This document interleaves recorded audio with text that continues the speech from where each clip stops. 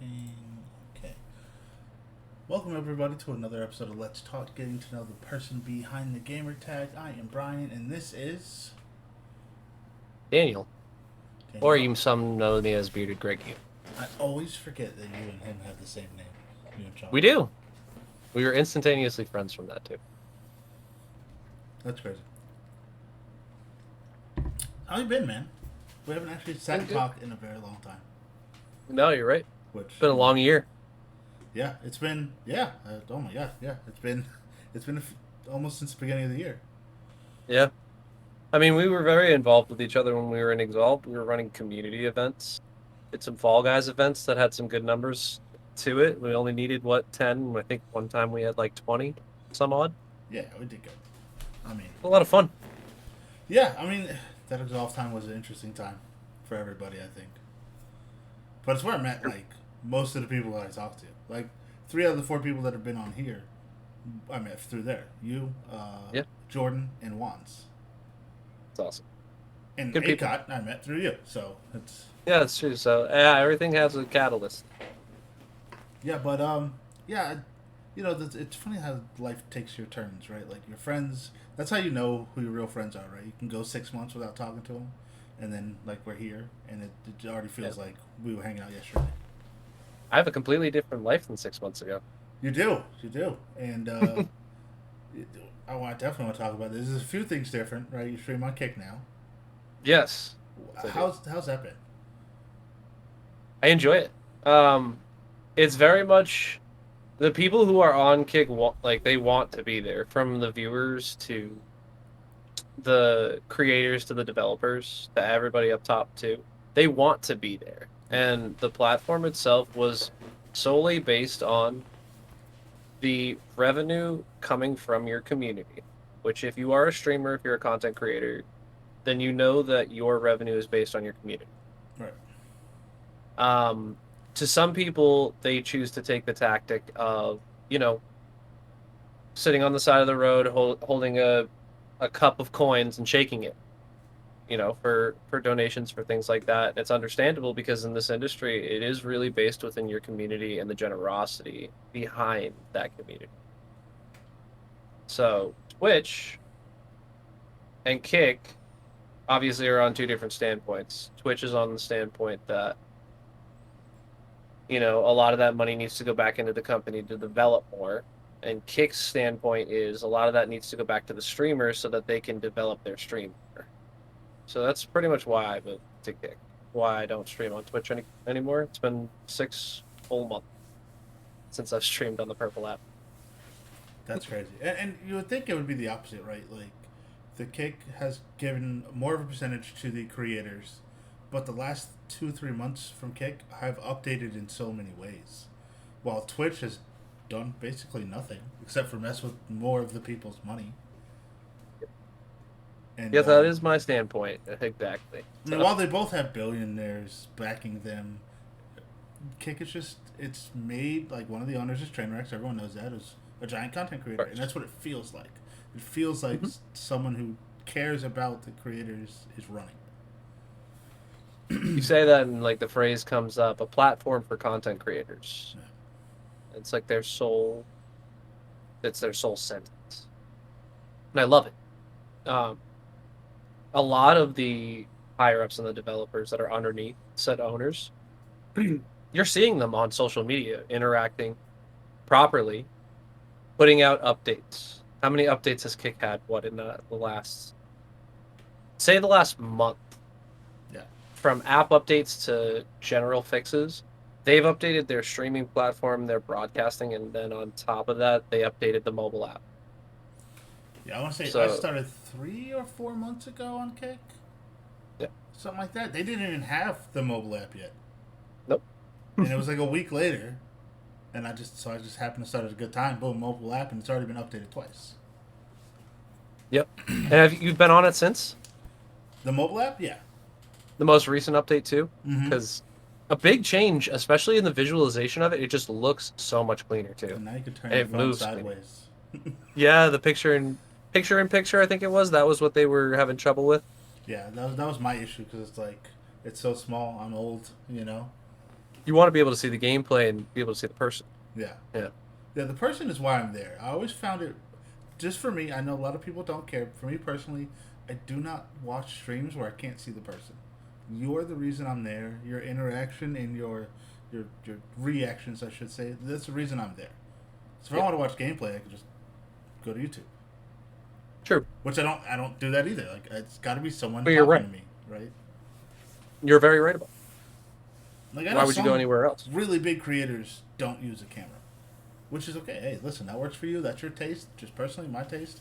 I'm there for you. You know, Tim. I wouldn't be interested in watching Tim the Tatman unless I could see him scream and yell. You know what I mean? See now, like, and like I completely understand that, and like the thing that I think about too is like I love how streaming has positively affected a portion of our society who are gamers. There are a lot of people out there that don't want to put their face out. And like rightfully so, it's your body. So like you should be able to choose what you do with it or not. Yeah. And if you don't want it publicized on your stream, but you want to play video games, like more power to you. And I understand your standpoint on it. When you go for the entertainment that you're looking for that.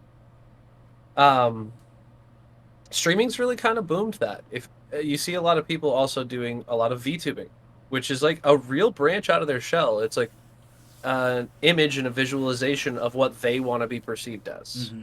Like this is the character that I want to be perceived at while I'm on stream. And it brings in that idea that you can still express yourself without having to put your face or your whole self out there, which some people just don't want to do. Yeah. Some people have some social anxieties of it and they know somebody's watching them that really causes them stress.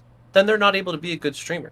And there are some streamers who never show their faces, who are some insane streamers. I remember who was the guy back in the day? I think it was the rapper Marshmello or Marshmallow. the Yeah. entertainer. He never showed his face. I He don't. always put himself out there in a character and like I, I st- enjoy that idea. I still don't think he's shown his face. And actually, I think he started to stream. He got really big streaming, and during COVID times with his helmet on. that's probably why the Fortnite collaboration happened so smoothly.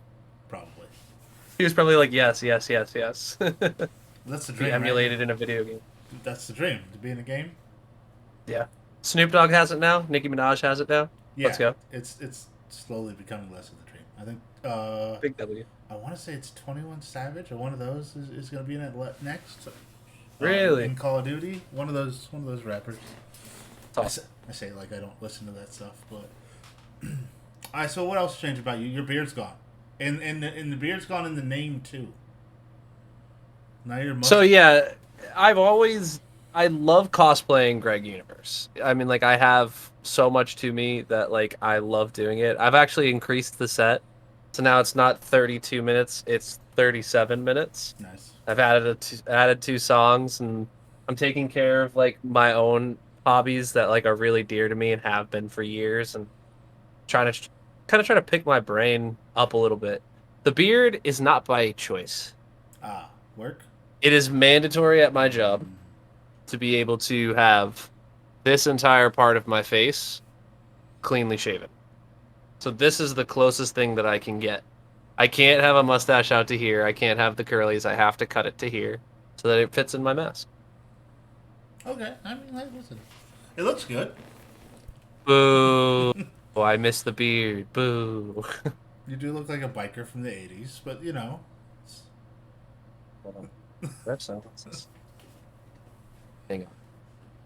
Hang on. On the recording too. Right.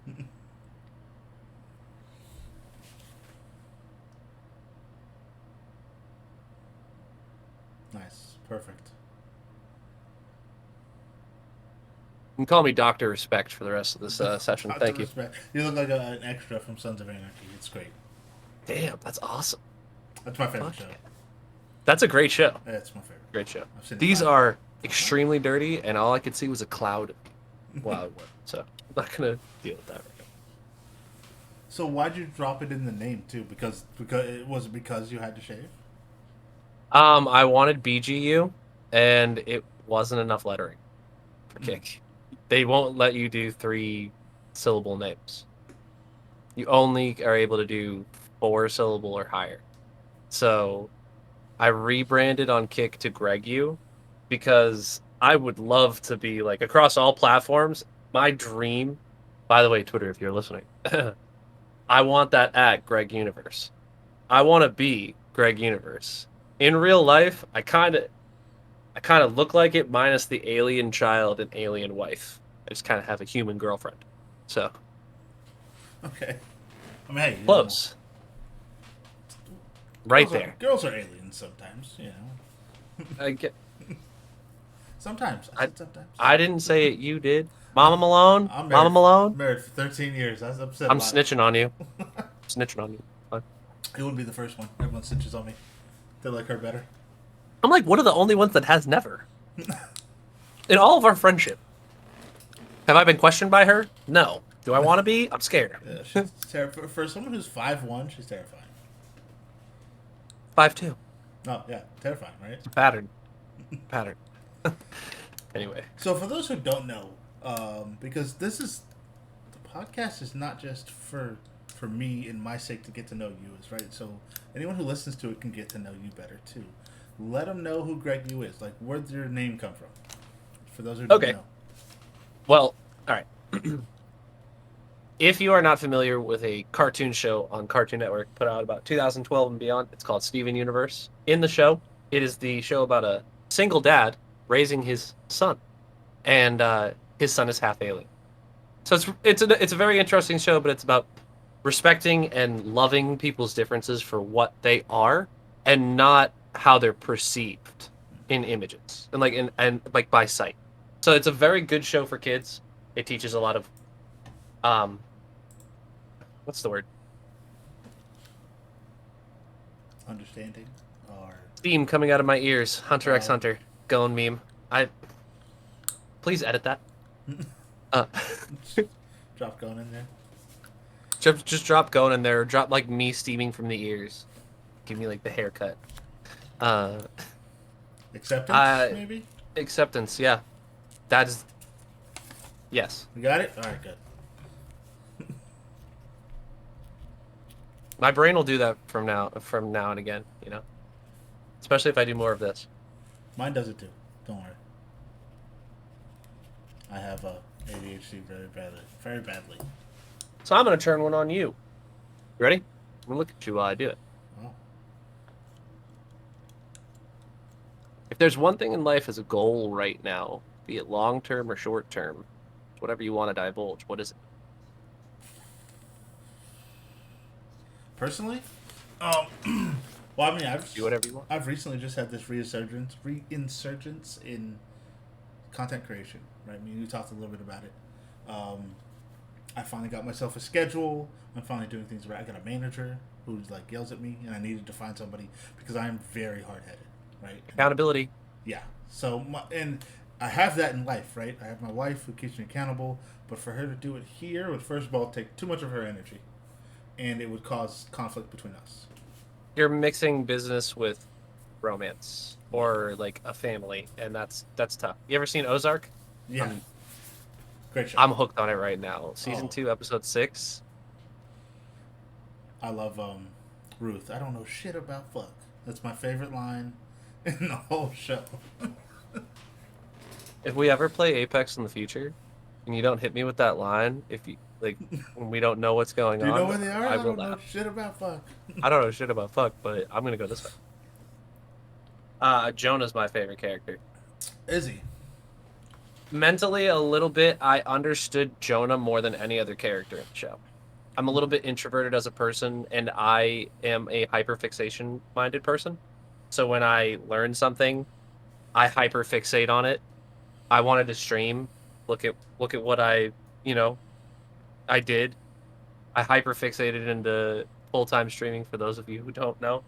And for an entire year, I went 12 to 14 hours a day, 7 days a week, with barely any stops on Twitch. Yeah, that was crazy. I, You had a run like I've never seen personally. You know? I see other people doing 24 hours and things like that. Like, my brain and my body won't let me do that. I'll be like a zombie, like asleep at the mouse, and I can't do that. But I worked hard because I wanted to make something of myself. And in 1 year, I got almost to 1,000 followers on Twitch. I met over almost 1,000 people in a year. And that's a lot.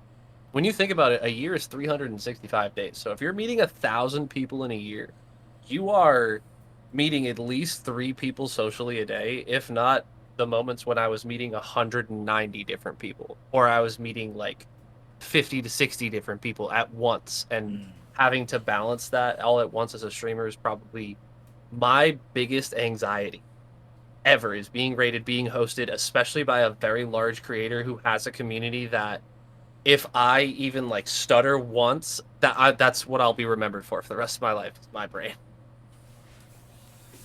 Yeah, it's crazy. That's the way I talked about this in one of the other ones, but that's the way I keep myself. I want to say grounded, but it's not really grounded. I keep myself from in the beginning thinking like numbers were too small, because it happens, right? If there's only 5 people in there and you've been doing it for 2 years, you're like, what the hell am I doing today? But think about personally, I think about having 5 people behind this desk. That's a lot of people right here watching me. Now, Like in double, your room. yeah, like in my little office, or now double it. 10 people. That's a lot of people. So it taught me to accept, even if there's 2 people, that's a lot of people, right? Those are people. And then I had to realize, and this is why I say this every time I get hosted. I got to get used to saying it. I still say rated. It's not rated. You do a good job, by the way. Your transitions are. I continue, please. I don't want to go. You can talk. That's why we're here. I'm just gonna sit here and praise you. Of course, you want me to keep going, but finish what you were saying. No, that's why when I get rated, I always say, I love everyone in here. I appreciate you spending your time with me because time is the only thing you can't get back. Whether you're here for a second or a lifetime, any of it spent with me, I love you for it. Right, and it's the only thing you can get money back. Right, you can gift a sub and you can take it back. I've seen How many that all over Twitter now. times I've heard this? You know how many times I've heard this? All you listening in at home, I'm telling you, to this day, never once has changed. No, I try not to. I try to be consistent. No But matter what happened, it I never have changed. I have issues too, man. Like with hyperfixation and my brain going a mile a minute. But if I have some things the same exact way, I guess it's a little bit of OCD. It keeps me centered. But hyperfixation in video games is a problem for me. Like Yes. like I just got Starfield, and that's all I can think about. I've been watching. I I've been watching people play it too. It's so And fun. It's so it looks fun. good. Not into Baldur's the Gate. single player games right now, personally. Like, Yeah. no offense. No, everyone has their different Tough. things, right? You're Yeah. the you play Apex like a crazy person, you know. Not anymore. So that's I don't have 1,000 games this season yet. Okay, that's how little I play already. I mean, you're a little busy working 60 hours, you know, Yes, little little work thing, making money or whatever. I Yeah. don't mind talking about that. Like, I don't. It obviously, if maybe if I come back on a second time, you can do like a viewer discretion advised version of our podcast. But for now, we'll keep it PG Yes, for work is YouTube. good. Yes. Listen, don't worry about that. Like that's, I want you to be whoever you want to be on here. So keeping the PG, whatever. I changed rating to 18 anyways because I curse like a sailor. So that's, you Same. obviously haven't listened to episode 2 with Jordan, Little Miss I Kelly. need to. There I is actually, I'm going to tomorrow because that one I'm might gonna get be me working. banned from YouTube. That girl, the way she is, I love her to Really, death. She is so much fun. it's awesome. Um, It's awesome. it was weird that we spent a lot of time together, all of us, in talking in the Exalt Discord. I never got to really get to know her until 6 months, 3, 4 months ago, That's awesome. and it's been great. She's a great person, but that episode was crazy. So feel whatever. I say that to say, be yourself. That's what we're here for. Have fun, Yeah, I will. because if we're hanging As you out, know about me, I mean, and for those of you watching as well, for those of you who care about it, um, I identify differently than most people, and so being myself is something that I like preach. Very recently, someone actually came out to me and told me that you know, that I was the person that they wanted to talk about it with. And just the feeling of being that open-minded person who we all think differently. And to say that is a form of expression due to what I've lived through and who I am as a human being right now. Gender fluid would be my identification. Do I have pronouns? You can call me whatever you want. Whatever light you see me in, that's what you can call me. See me Now, as this, that, and other. a lot of people don't. So, it, from what I've noticed with people, those are two counter, I guess, points, right? Like, you're gender fluid, right, which you're completely comfortable with. Most people who know, when they feel differently, want to be called a certain thing, Yeah, you know, but you don't, exactly. you don't care No, as long as it's respectful, obviously. of course. Yeah. It's it's an interesting conversation because a lot of people will disagree. A lot of people will be set in a mindset or a way, and I choose to not have that mindset be filled with judgment or hatred. Because I'm not you. I'm not you, or you, the ones watching. And you can think however you want. So I'm not going to tell you how to think.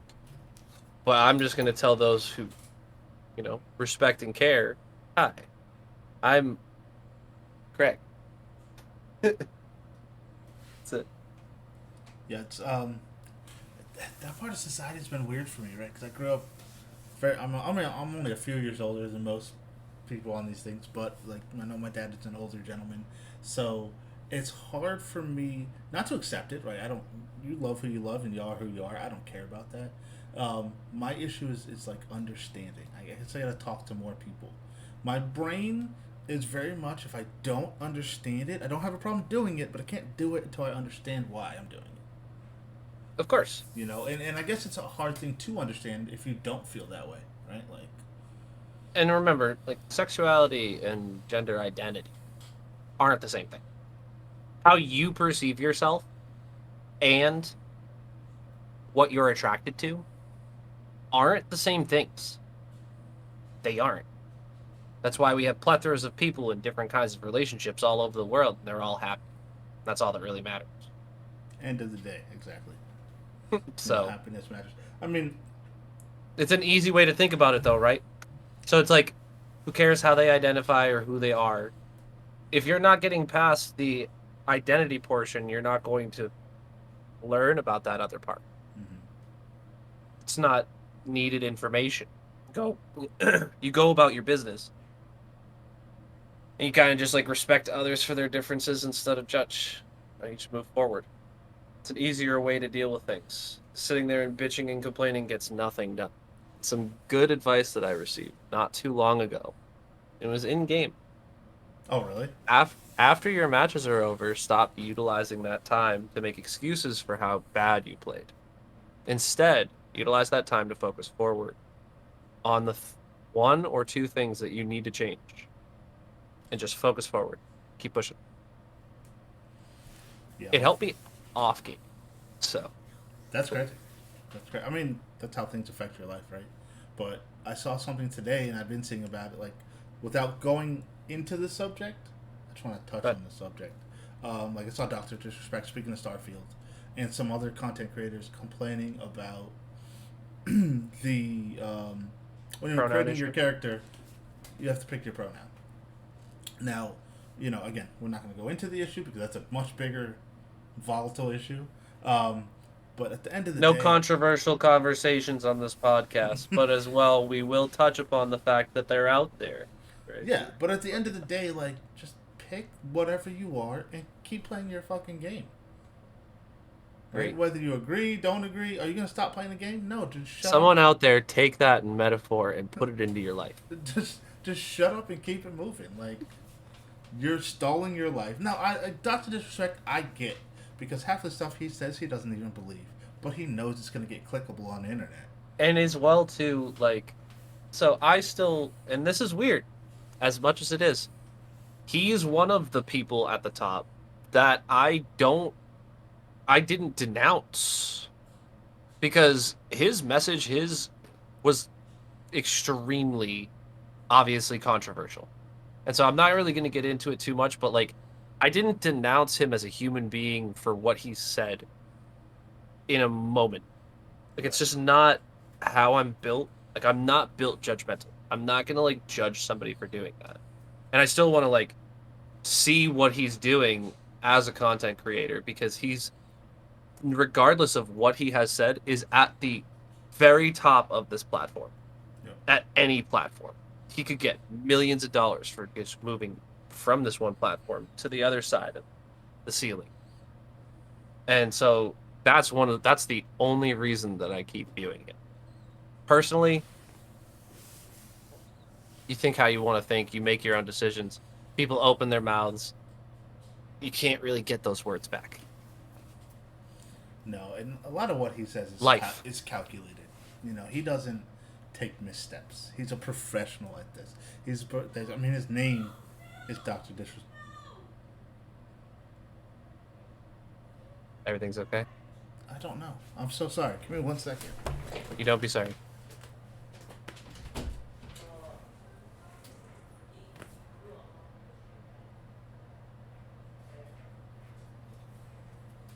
Well, this will probably get edited out. So whoever's editing this, you're awesome. You're doing a great job. And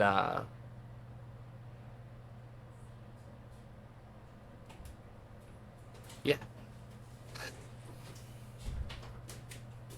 I hope everything's okay. Now I have to edit. I hate editing. That's okay. Edit. It's okay, because what? My cat threw up inside my wife's gym bag, so she's Warranted. so she's upset. I would be too. Sorry about that. Don't worry. I really do like a 3, 2, 1 for your editing. Oh, nah, that's fine. I'll just keep going.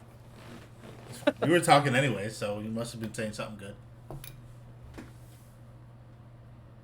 Okay. I kind of just didn't talk while you were gone. It's fun. It's We great. move. You just stayed at my chair, my beautiful chair. Sure. So yeah, we move forward. We get off this topic. So you took the big break, right? After all that fun streaming time, you got a new job, your life's completely different. What brought you Yeah. back? Because when you left, you're like, you seemed like you were done. What made you go? Yep. You know what? I want to come back. I really enjoyed it. I missed the people that I met through it. Um, those relationships really held me together during a really crappy time in my life. I was going through a lot, like too much for one human being to handle, too much for like 4 human beings to handle if the problems were spread out. From 2020 till the beginning of 2023. And I I became really unhealthy, not only like interpersonally, but like streaming wise. I was not taking care of myself. I wasn't eating properly. I was over caffeinating to try to keep up. Sad to say, but like I'm a much healthier person now. Go to therapy regularly, and I make sure my body's healthier. As you see, I'm drinking this whole like gallon of water while I'm here. I'm not chugging a Monster energy drink or a Bang energy drink, whatever I used to drink. I see the gym selfies and stuff like that too. A little bit of self-affirmation for a pick-me-up, you know? I always feel the worst when leaving the gym weak. It's when I feel the worst. I feel weak. So like after a good workout and you're like tired. Like I feel accomplished. But it's that realization that I used to be a lot stronger Mm. and like how high my ceiling in my mind is for health and fitness and how like long I have to go. Right now I couldn't jog a mile in under 15 minutes if I tried. I quit smoking. I still do vapes to try to like cut the habit, but I quit smoking tobacco altogether. I'd say in March. Oh, wow. I was on it for about 10 years. It was a really horrible habit. And it's definitely affected me negatively. my breathing's horrible. So as like a whole life in general, the reason I stopped was because I was going through some serious life changes. Positive ones, That's good. Yeah, I mean, necessary ones. yeah, you seem to have made a change in like every part of your life, right? Like you didn't just make a streaming change, or Yep, a health change, or a mental change, or a occupational. Like you changed everything, everything. and you seem better. You seem happier. Yeah, I'm Yeah. not a stuck up piece of shit anymore. Sorry to anybody out there who's listening who I acted rudely towards, because, in all honesty, I wish I could exactly remember. My brain is not the best anymore and getting progressively worse. It's the fun part of going to the doctors and figuring out exactly what's wrong with you. If you don't want to find out, don't ask the questions, right? Yeah, I mean, listen, we all do things and make mistakes and say things we don't, we wish we could take back and some we can't. I trust me, I've come a very long way in life. Like I was like, "Oh, be so nice." I wasn't always so nice. It took Those Modern Warfare 2 lobby Obi must have been a different breed back yeah, much different then. person, much different Hey, person. One of my hey, favorite quotes now is something like, "You'll never know the violence it took to be this nice," and I'm miswording it, but that's what I take from it. And because I not just violence, but like I've been through things, right? And I was not a nice person for a period of time. words But can be violent. yeah, but you can always come back from it. So There can be a violent wind, a violent rain. It's extreme, yeah. you know, at a base, and it's difficult to deal with anything at any extreme. So For me, I found the I had to get over the guilt of hurting people. Because like while I wasn't a nice person, I am a nice person like on the inside. So that reflection to the outside, of that bad person and just hurting people, that sucked on the inside when you couldn't. It was the guilt that I had to get over. Like, luckily, I ended up in. So I ended up in a 12-step program in my early 20s. It's called Celebrate Recovery. It's basically a church-based 12-step program, of course, and that taught me who I was first of all, which was amazing. And I think everyone should go to a step program, whether you have a addiction or whether you think you have an addiction or not. yeah, It just helps. It helped me learn who I was and learn my voice, but it also taught me how to deal with the guilt that I couldn't get over by like the people I don't know where they are, or I probably should never see again. To be able to get over yeah. that guilt and forgive yourself. So I mean, I know you're saying you were rude to people like gaming wise and stuff like that, but it's Out still of it too. I mean, even my close friends, like my close friends, got it the worst. Like I would always be rude. Like, I would always be rude. That was my biggest problem. Like I focused in on like why I was doing that. It was like a form of like not genuine interaction. Like what I would really actually act like. It was a set of like a very overly inflated ego due to how much passion I had to what I was doing. And that's not good. I mean, like, it's, pride is never good.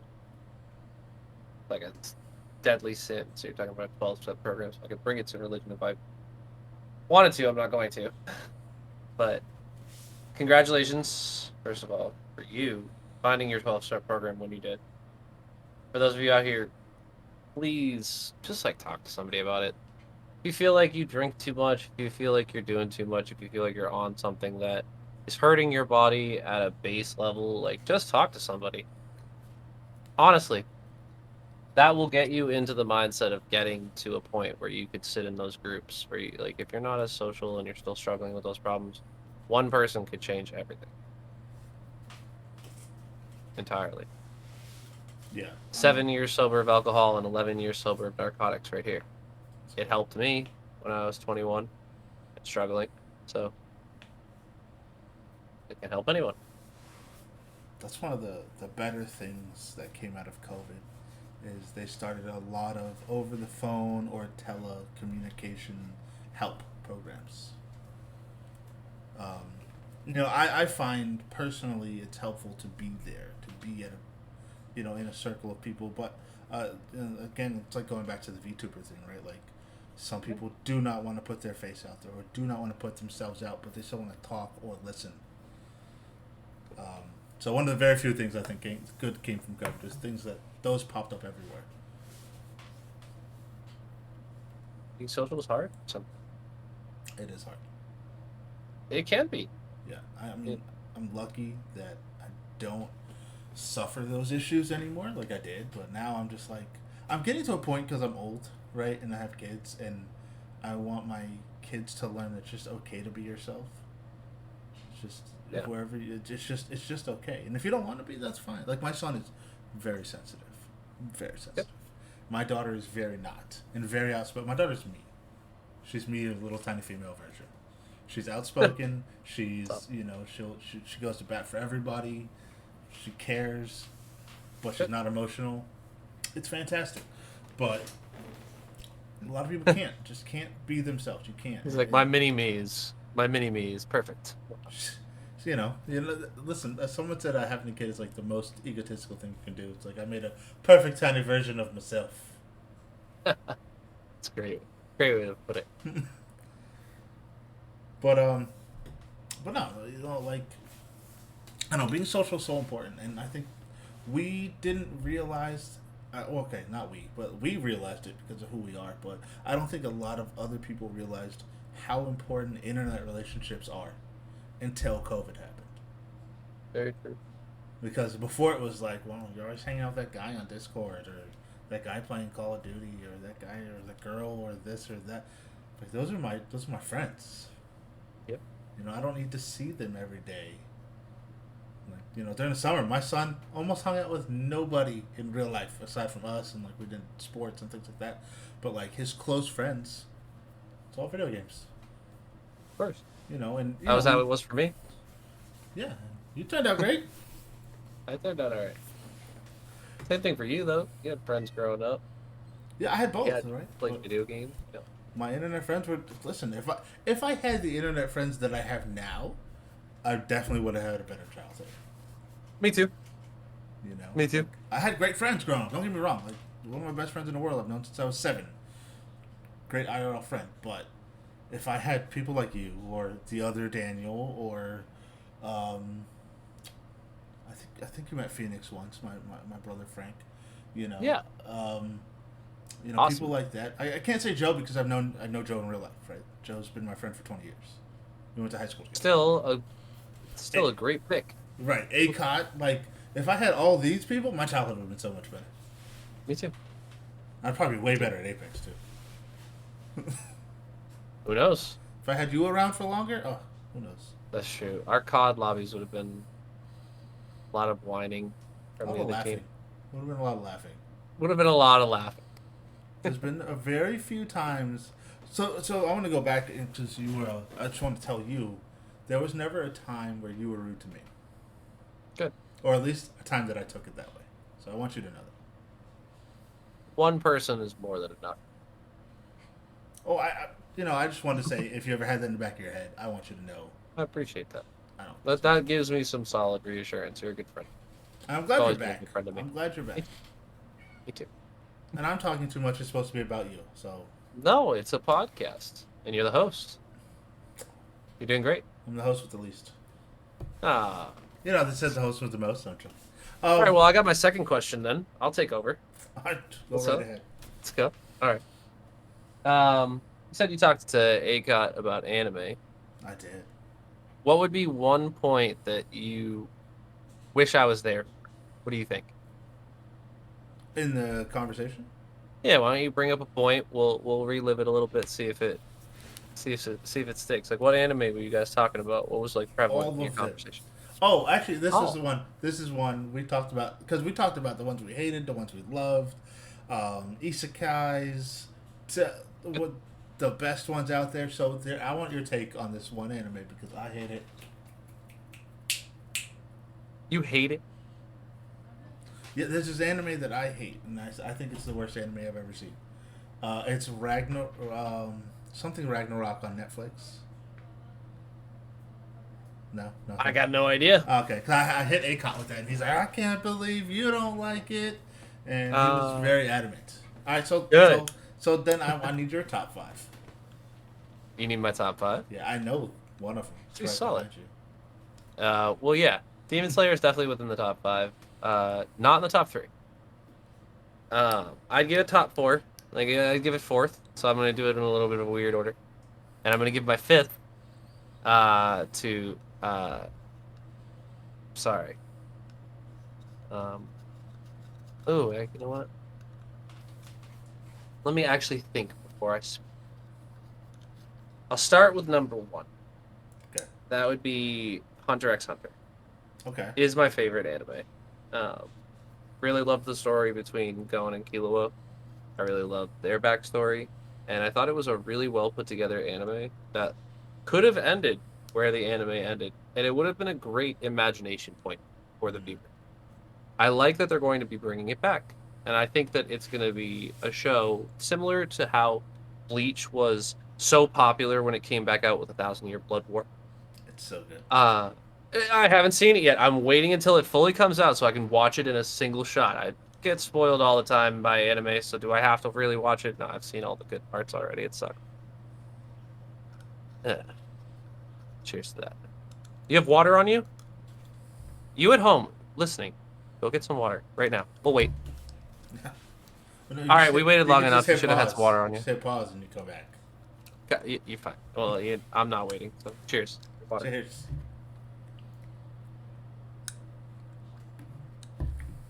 Good. You got it. So number one, Hunter x Hunter.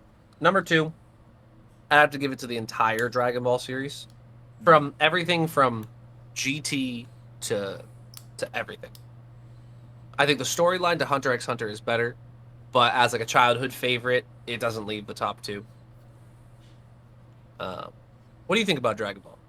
Like anything about that? Dragon Ball Z, GT, Super. I'm a giant fan, but it's not in the top five. It's not in the Giant, top five. no, a giant fan. Like, I grew up. That's pretty much everyone's first anime, for the most part. My first anime was Yu Yu Hakusho.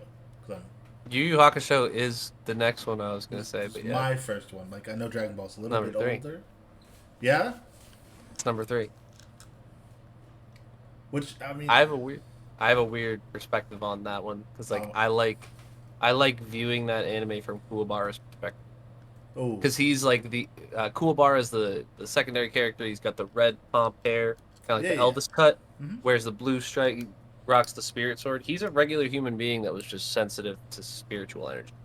And Yusuke, the main character, was the one that saved a kid from dying to a car, meets the Grim Reaper, who apparently is a blue-haired woman on a broomstick, and comes back to life. And he's allowed to come back to life, but now he's working for the Grim Reaper. It's a sick anime. That's actually probably one of the coolest stories ever, because it starts out with the main character kind of being a piece of shit and sacrificing himself for a younger kid. So on the premise alone of a story, that's a top three. I go for more story than anything in it. Yeah, that sounds like it. Naruto's number five. Sadly. As a whole, or just the Naruto? I think if you add in Boruto, I'm talking as a whole. So like obviously the continuation, the fact that Naruto's even in that story is the continuation of the story of Naruto and his kin and everything that adds to it. I'd give it top five. I actually like Boruto. A lot of people don't. I enjoy know. it. I enjoy it. My issue was, and I love all of Naruto. My issue was always, it was so childish, like the original one. And then when Shippuden came out, I was like, this is what I've been looking for forever. It's everything you need is all right here. And Boruto kind of brings it back to that childish, but still a bit. It was like a good mix of both. Yeah. And A lot to look forward to. They just ended the first series.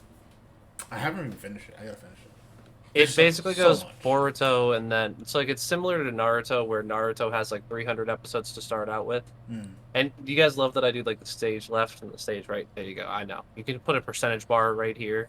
I'm just saying, not to tell you how to edit. Nobody My edits. apologies. I don't edit this at all, by the way. You edit this? Yeah, I Fantastic. literally I take out the front Picture and then mind's eye, viewer. All right, I want to talk to you about your mind's eye, right? Real quick. Picture the fact that like Naruto is 300 episodes, Shippuden was 500. That's basically what they're doing with Boruto, but there's no way they could stretch it to 500. They've kept Boruto under 150 episodes. It's way under that, I think. I know. 200, 300? yeah, Must be like close to the 270. three. Yeah. Yeah. All I right. don't So think they're going to run a 500 episode skit about the ending of Boruto's life like they did with Naruto. And getting married and everything like that. I don't think that they're going to do that. But Kishimoto's working on the project, and actually it's if you haven't seen the entire thing and you've only seen like the beginning of it and you're like, oh, it's childish, you should actually give it a shot because it gets really good. And you would never have thought that from the beginning. In the end, Kaguya says, oh yeah, the only reason you guys can use ninjutsu is because of us, because we planted a tree here to steal your life force to get stronger. So us aliens. Naruto's about aliens. At like you can't say that that can't be added on to, you know. In the new series, a lot of it is about trying to gain the power of that as a human being. So it's a really good series. People just kind of like shy away from it because they know that Naruto has ended on such a good note that I agree. It was a great series. I'd like to find out what would happen next. And so far so good. I do have my holdbacks on it. yeah, it is a bit. Sorry for my Yorkie in the background. Oh, you're good. Dogs are It awesome. it is a bit it's a bit weird. Boruto's very whiny. He really is. But it was like So was Naruto as a kid. exactly, except he's a little more stuck up because he actually had parents that he knew, and his father was the leader of the village. You'd expect him to be stuck up, Yeah. But unfortunately. he also has a Especially, large ceiling to live up to. yeah, especially having a father who's absentee because he's always working and saving the village and this and that. So, if you think about it from a parent's perspective, you don't have those same issues that he's whiny. Like you understand why he's whiny. Or a child's perspective who has a similar background as the father, or you know what I mean. Those of you who are manga readers out here, this is the one thing I can do because there's just so much that's coming. I'm a reader, so as a whole, I already know what's going to come 2 years from now. No, I'm not going to spoil anything. Is it awesome? Yeah, and that gets touched on a bit. The series is about him living under being the Hokage's son. He has to live up to the expectation of course. You know, that's like a given fact. Just think about the show. He's got to live up to it through all 300 episodes. He's the Hokage's son, so he has to live up to the expectation that he has to live up to Ashura's incarnate with a tailed beast inside of him. He's not, like, as a normal human kid, he's not going to reach that level. He's going to be seen as a screw up. He's going to be seen as somebody who's failing. So he has to overcome a lot just because he has to live in his father's shoes. Which is why I like that they brought in a separate character. I like learning about new characters. My Hero Academia is number 4. That's It's my so top. good. It's gotten there. That was one of the only animes that I could say. I say after every season. Every season, I'm like, there's no way it could be better than this season. Like even Demon Slayer, as much as good as it is, I still think last season was slightly better. Did Akot say JJK in his top 5? Yes, he did. He's going to hate me for not putting it in the top 5. It's not in the top 5 yet for me because I'm still slowly reading Well, what's going to happen. if you're a story guy, the story's not super fleshed out yet, right? Like in comparison to the ones you've mentioned, right? The writing is good, the animation is better, and I think it takes away. Appa does a good job. It's like shining a light, so you can't see that the story's a little bit shallow compared to the old stuff, right? Compared to the Yu Yu Of Hakusho's course. and Oh yeah. Well, art's come a long way. yeah, yeah. I would love because they redid Trigun.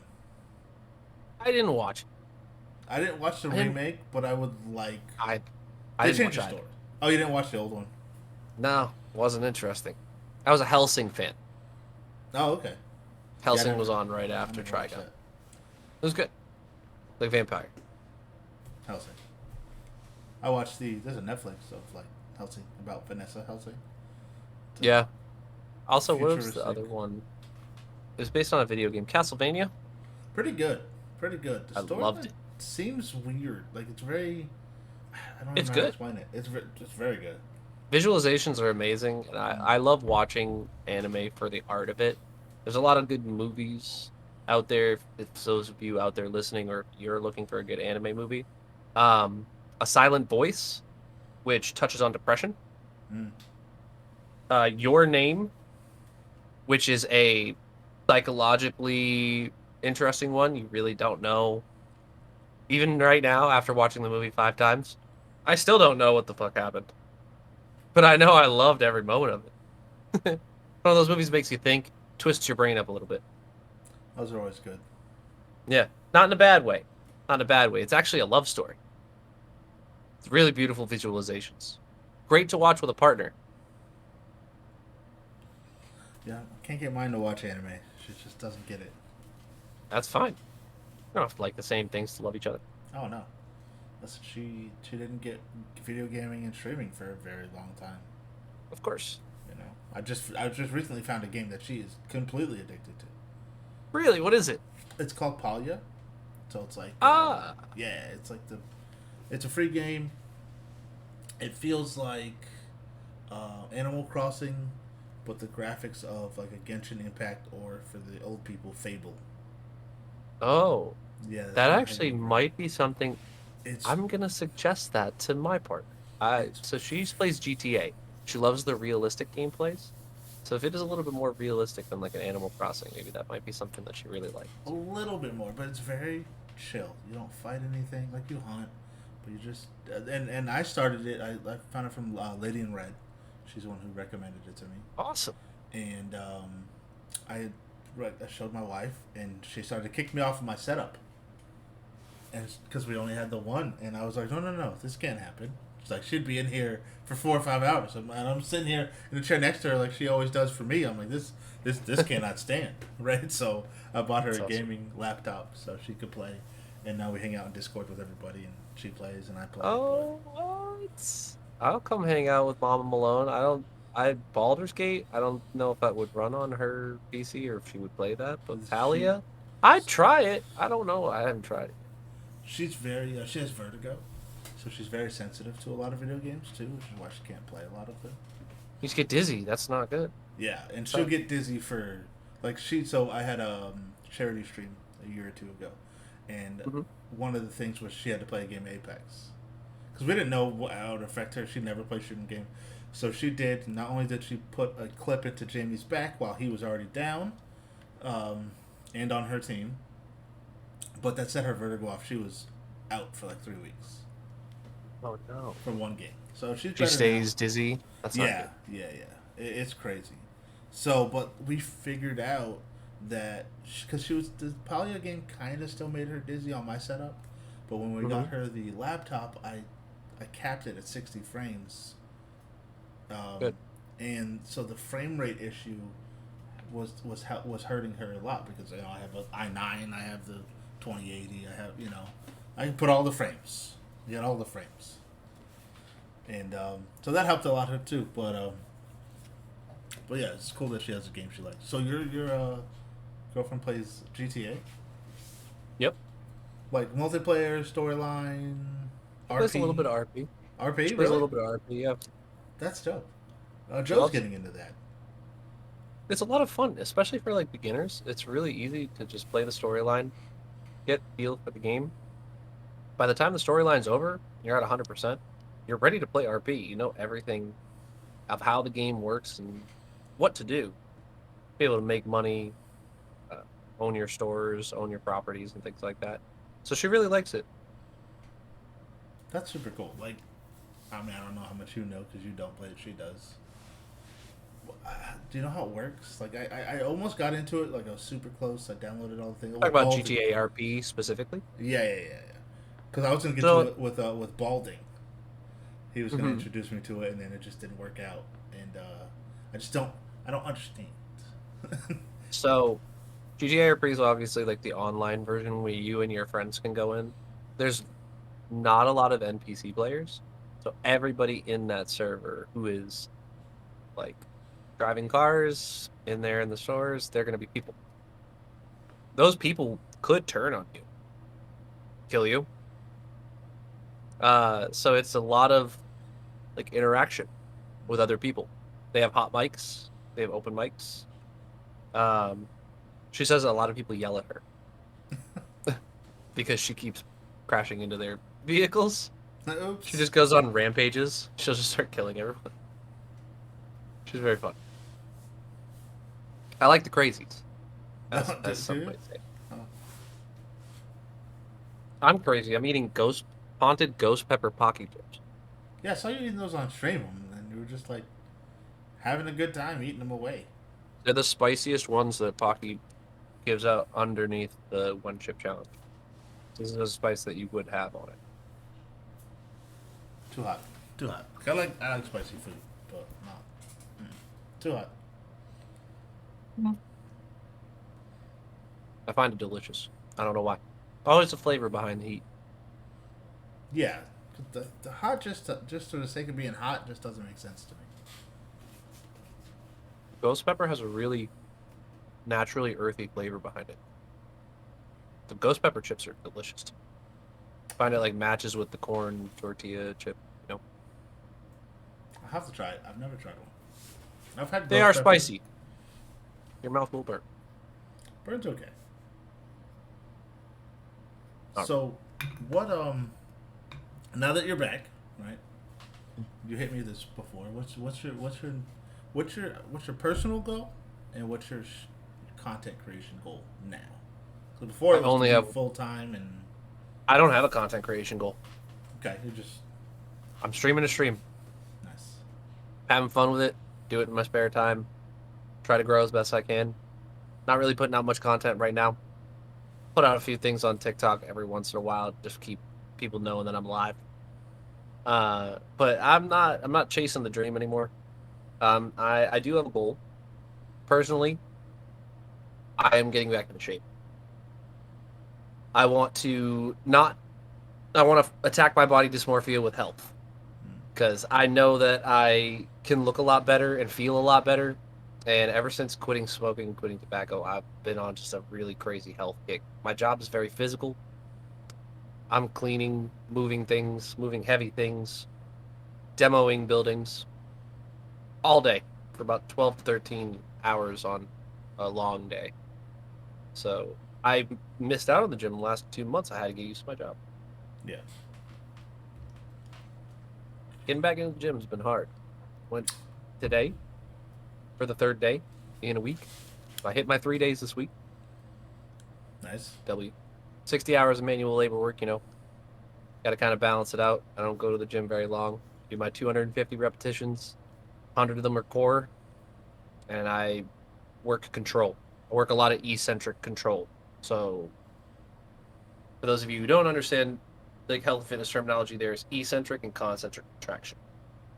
Oh yeah, I have a bachelor's degree in health and fitness studies. Who knew? Fun fact. Fun fact. Uh, Concentric contraction is the shortening of a muscle. It is the phase in a muscular contraction, which is two phases, multiple. If we're going into really deep detail, but let's keep it for health and fitness for dummies, real quick, just for everybody to understand it exactly perfectly. And I am a dummy, so might as well come from the dummy's mouth. Um, Eccentric contractions is actually the elongation of the muscle. It is the stretch. When you are stretching, you are putting that muscle into elongation. Concentric, eccentric contraction. Eccentric is the lengthening, concentric, the shortening. So my major working out is working the eccentric portion of my muscle, is working the control of the weight. I don't do high weight. I don't do high repetitions. I do about 10 to 12 on like a good set because you ever try to do a push up and go slow on the way down? Try 6 seconds next time you do a push up. Take 6 seconds to touch your chest to the ground, then push up. How long can you control that weight? How long can your arms hold up when you're holding up your body weight and you're going slow and stretching out those muscles? How much strength does your muscle have at a certain range of motion? And that's what I work. I work big range of motion strength for myself. 250 reps is a lot. To do that Yeah. 250 times is bullshit. I hate myself during it. I leave feeling like I can't feel my stomach. My arms are going to fall off. I feel weak as shit, and it pisses me off. I remember saying that earlier. It pisses me off to feel weak. I mean, you're just, Must but you're getting stronger while you're feeling weak. Yeah. That comes from having surgery. I had to relearn how to walk twice. Once from a back surgery and once from a knee surgery when I lost most of my cartilage. So I feeling weak at all just puts me back in that mindset. I know I can move, but on leg day, numb leg is the exact feeling you get after back surgery. Your legs are numb. You almost don't feel them.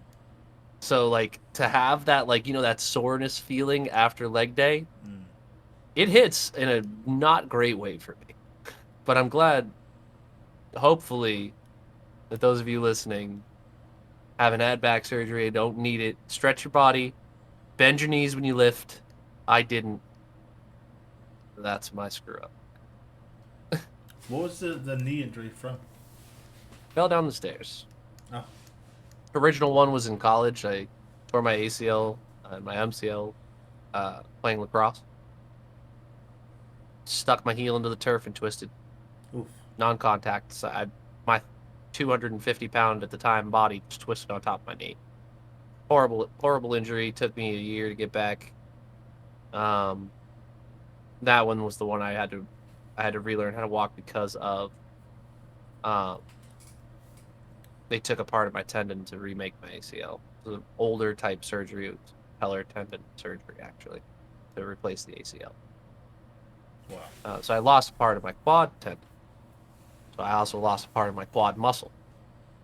Kind of went with it. Oh, wow. So the rehabilitation was limping for a long time. I couldn't run. I couldn't do anything really for about 6 months through that rehabilitation. It was a complete knee reconstruction. That's crazy. So it was tough. In your The 20s. back, yeah, 22 years old. That's crazy. Had my knee reconstructed. Played lacrosse the next year for a Division III school that I went to. Oh, did you? Wow, you went right back Yep, to I it. had a knee brace on and everything. When I look back at my old college pictures, I can always tell I had the black uh, derotational brace. So it makes it so my knee doesn't rotate while in that brace. The only thing that could happen is my ankle or my lower leg would get hurt. Right. But not the knee again. Exactly. Yeah, it does do its job. So, And the back surgery? back surgery was actually from an injury I acquired at work and didn't get checked. So Mm. I long time ago, I was 20, 24, 25. I I blew out my L4, L5 disc, didn't know it.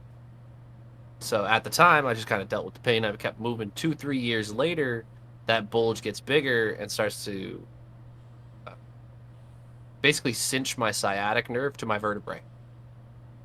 And nerves have blood flow to them, keep them alive. So my sciatic nerve started to die on my right leg. About, I'd say it took about 6 months after realizing the problem to me waking up with shooting pains at night, not being able to walk on my right leg, losing feeling in it and falling to the ground. I had to get emergency back surgery so that my nerve could come back to life because it was being choked by the herniation. So I had back surgery, they fixed me up, and that was another 6 months process before I was up and moving good again. So been through a lot of that in my life, which always set me back. That's a lot. That's a lot to go through. Do you notice? I mean, you said you rehabbed and you know what you're doing because you have a bachelor's. Do you have any issues? Do you have to do any special movements while you're working out, legs or back, or Nope. you're good to go, just up and down? The amazing thing about going to school for health and fitness and knowing what the right thing to do for physical therapy is, it stinks because I like if it was a better healthcare system, we'd be able to go to that physical therapist every time we needed to do our workouts. But like the workouts they give you in there, you're supposed to do every day. You're not just supposed to go once a week and work out there once a week. You're supposed to like take those exercises and you're supposed to do repetitions at home every single day as much as you can. You want to double it, triple it, quadruple it, do it. Gets too easy, triple it. That's what you're supposed to do.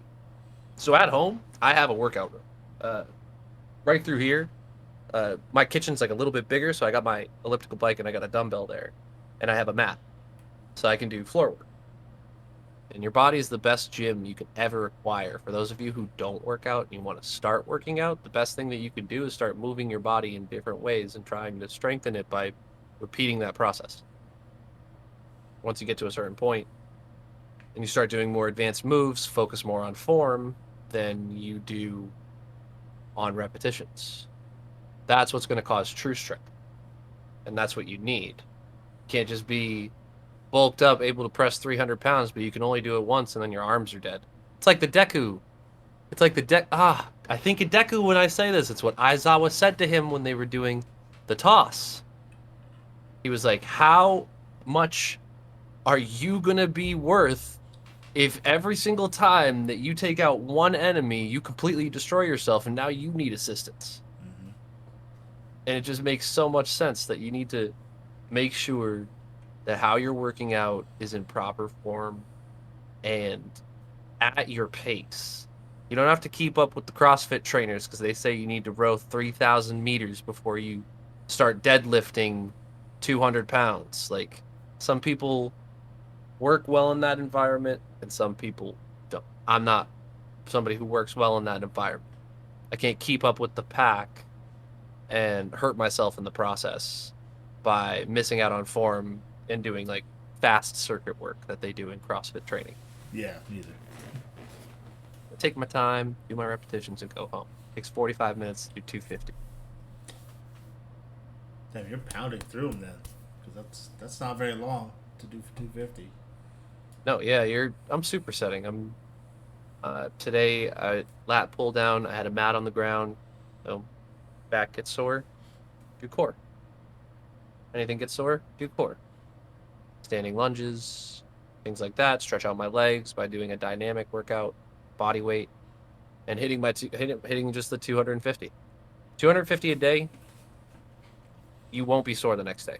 You do that, and especially like if I have to lift heavy at my next job, I can't be like maxing out every single day at the gym. And they're working on strength and trying to get some density in those muscles, trying to get some endurance in my muscles while growing the weight steadily. Mm. A little bit of helpful tips for those. Yeah, I'm back in the gym too. You know, Good. seeing your stuff helped. You know, seeing somebody else on the move helped. Obviously, you know. Heck yeah. At the end of the day, like I did it because I want to be here for a lot longer. So I have a ton of health issues, but currently, what I suffer from is I can't remember the name of it right now. But it's basically hypothyroidism, right? So it's hard for me to lose weight, but I Yeah. also have hyperactive insulin. So my insulin is super spiked, but I don't have diabetes. So you're always hungry. I'm always hungry, and then but it also it the having the high insulin levels with low glucose. So I do not have diabetes. Just my body No, but then produces you'd a feel faint if ton. you didn't have anything in you. So like if you went to the gym and you didn't eat something before it, like a carb supplement or something to spike your glucose, you probably feel faint, right? No, I actually do. I don't eat. I do intermittent fasting, so I don't eat until like 2 or 3 o'clock in the afternoon. But what it does do is it keeps my medicine from working for my thyroid, which controls Oh, everything. So that's like just crossing of medications. That's just unfortunate. yeah, it's crazy. So I've in the last 3 weeks, I've lost almost 20 pounds. Just Congrats, if that's watching your what goal. I'm eating, going.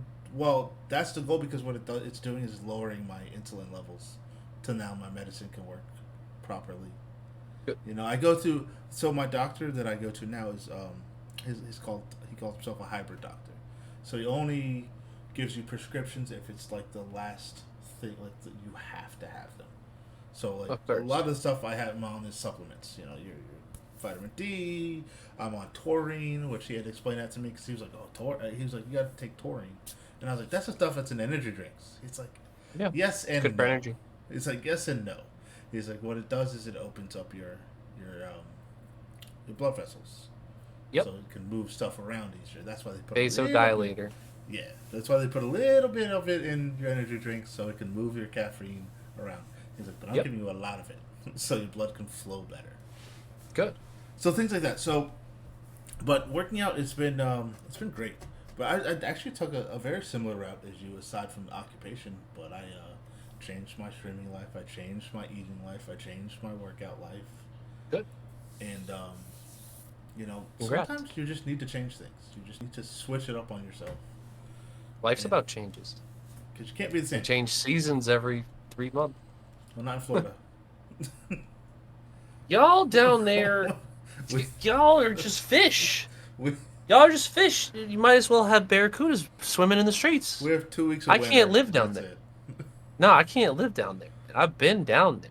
Y'all's humidity is out of this freaking world, man. It's crazy. I'm asthmatic. I know. Smoker for 10 years and I was asthmatic. I actually stupidly thought at 21 that it would help me. Oh yeah, makes sense. Actually, there was a study. Gonna nerd out for a minute. Only 1 minute. Because it's totally false. But it proved that the smoke from any kind of things burns mucus. Asthmatics naturally produce more mucus. It's one of the reasons their throat closes up. It can be a reason. It could either be from uh, bronchoconstriction, which is the tightening of your bronchial cords. Either do you hyperventilate, you get short of breath. It could be from adrenaline. It could be from anything. But for asthmatics, that one moment of choke, a lot of us just have a lot of mucus in their throat. They're a snot-nosed kid, just grown up, and now the snot's back here, and it's choking us to death. So imagine being that kind of human being and then walking through the fishbowl that is floored. I'm good. I'm. I want to live. I want to live. That doesn't get you. The alligators will. Or the snakes. Let's talk about the actual problem y'all have. Alligators. There's like one alligator per 100 snakes, and you guys have hundreds of species, including multiple that can tread water. Yeah, but they're all just over there in the Everglades. They're not over here with the people. You sure? Pretty sure. You pretty sure? Pretty sure. So speaking of where you're from, what you might be the nicest person I've met. Bostonian ever. Yeah, yeah. With zero We the accent. People's got. I can't knock my guy. We the People, that #1 pred. He's a really good guy. He's a good Bostonian. Well, you can tell from his content. Yeah, he's a shit talker, but he's actually a really good person. Really good. But you have no accent, which is crazy to me too. You think I want to fucking sound like this all day? Doesn't sound good. Yeah. No, that's literally it. That's how we talk up here. They add the F word every so often, like paprika on eggs. Nuts. Like what on eggs? Paprika. You never tried paprika on eggs? Try it. No, absolutely It's not. crushed red pepper. Is that really all it is? Check it. Check the ingredients on paprika. Paprika is red pepper dried and crushed up like it's black pepper. Okay, that's way better than. I'm changing Obi's life and I'm playing guitar. Yep. I'm sorry. I have to be some kind of musical. Some kind of musical? Gotta put it in there somewhere. So, I actually wanted to ask you about this. I've been meaning to ask you about this for a long time. Before you were streaming, I think, right? My timeline might be askew. You were a high level kill leader in Apex, or were you Yeah, streaming at the same time? I was not streaming. What led you to Apex, and what led you to go, especially while you're not making content? I want to be number one, or I want to be really high at this. Um, it came from being, and that's actually a really good question. First things first. Great host, guys, huh? Um, and handsome. For those of you listening at home, go check out the YouTube. I loved being a big fish in a small pond, and being a Loba main in Apex was awesome, especially when she first came out before I started streaming. I really didn't start streaming seriously until season 6. That would be about the end of 2019. I began um about July or August, I'd say. I I streamed a little bit here and there. And then COVID hit. COVID stripped everything of jobs. I loved doing this. I love entertaining people. I like talking. As you can probably tell, for those of you who are now 45 minutes to an hour into this podcast, I don't shut the F up. That's still, I haven't changed in that way. You don't talk as much as I do, so it's okay. A little bit more reserved now, but to fully answer your question, like what made me do it? When did I start? What's been driving me since that day? When I was younger, I actually was one of those, like, I watched Mixer. I loved watching, at the time when I was younger, I watched Nick Merckx. And before that, I watched a lot of, you know, Shroud-esque gameplay for a good amount of years because he was just the top person in the CSGO community at the time. He was really freaking good. And I never watched Call of Duty either. Apex kind of like brought that social aspect to me. I always played Call of Duty my whole life and never thought to stream team deathmatch. You know, started playing Apex and I was decent at it, and I started fighting Diego, and I started fighting Hal, and I started fighting all of them in season 1 and 2, when a lot of them were just solely because I didn't want to play on PC back then. I had a gaming computer and I was dog shit, but I played on controller and I hooked it up to my laptop and I tried it out when I was first when Apex first came out, and I was horrible. I was literally trash. I went back to console, kill grinded, and then season 6 rolled around. I became a Loba main. I dropped a lot of kills on her, and I was like, I think I could actually stream because like I have built myself up already as being known as a kill grinder. I'm a leaderboard chaser. I could use that to kind of propel myself a little bit because I am somewhat known by just grinding kills that season and being in the top 50 at the end of the season. I forget where I placed. I think it was in the high 30s for season 6 or 7 for Lobo. But streaming was hard. It wasn't easy. It's not easy No, it's not. at all. Uh, Starting out on a laptop with an Elgato hooked to my console, and every 6 hours my laptop encoder would shit the bed. I couldn't stream over 6 hours for like a solid year when I was first starting to stream. I didn't get a PC, an actual PC, until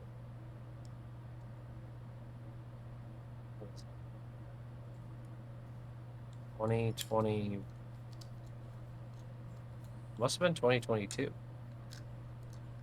So for about 2 years, I streamed. I played on console. And I moved to PC when I was in season 12, and that's when I really felt like I could start streaming. I got a I got a PC. I saved up for it. I worked for it. I worked for this one right here. Bald sticker. Uh, and could finally play M&K. Can't do that on console without cheating. Um, so I really wanted to be social. I was kind of a loner when I first started streaming, and streaming, I had a few viewers that if I logged on to Twitch right now and I went live, they would be there. They were there through my 2 years on Twitch. A few of them still lurk in my Kick chat, but since Kick doesn't have the whole, you can see who's in your chat, Mm-hmm. or at least I can't figure it out. God forbid, I can't see anyone who's in the chat. Nope, can't see it. Not yet. No, and I actually kind of like that because there's an air of mystery to it, and for lurkers, that's amazing. That's fantastic. You want that. You want anonymity if you're going to be in the stream. And another W Kick, by the way. And when you get blocked, you can't watch streams anymore on Kick. That's another W. That's awesome. Like, It's like, why would I? What's the point of blocking you if you can still watch me? I want to take me away from you. I streamed for 2 years and had many an old friend or a blocked person or an ex watch my streams. I would always see it, and it would freak me out Oh yeah. because I knew for a fact that I would block all of them. But the fact that they could still come and watch me, they could make fake accounts. I had so many hate raids on Twitch. Really? So many. I just didn't talk about them.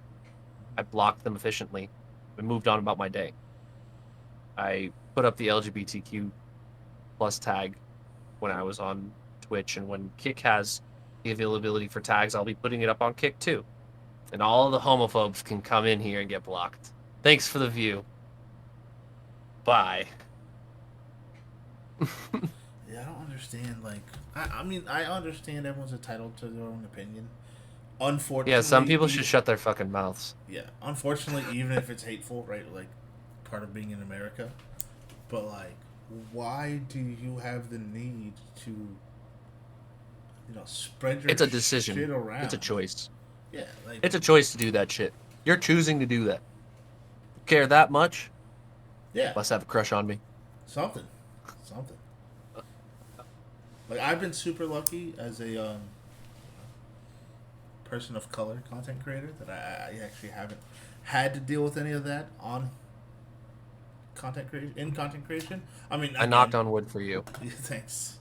Um, I mean, again, I'm not gigantic, right? It'll happen. It's happened. It happens in real life to me. You've seen Right? the So, racism, so no, you've not seen a full hate raid. Like, I've gotten a 25, 30-person hate raid where all they scream the F word.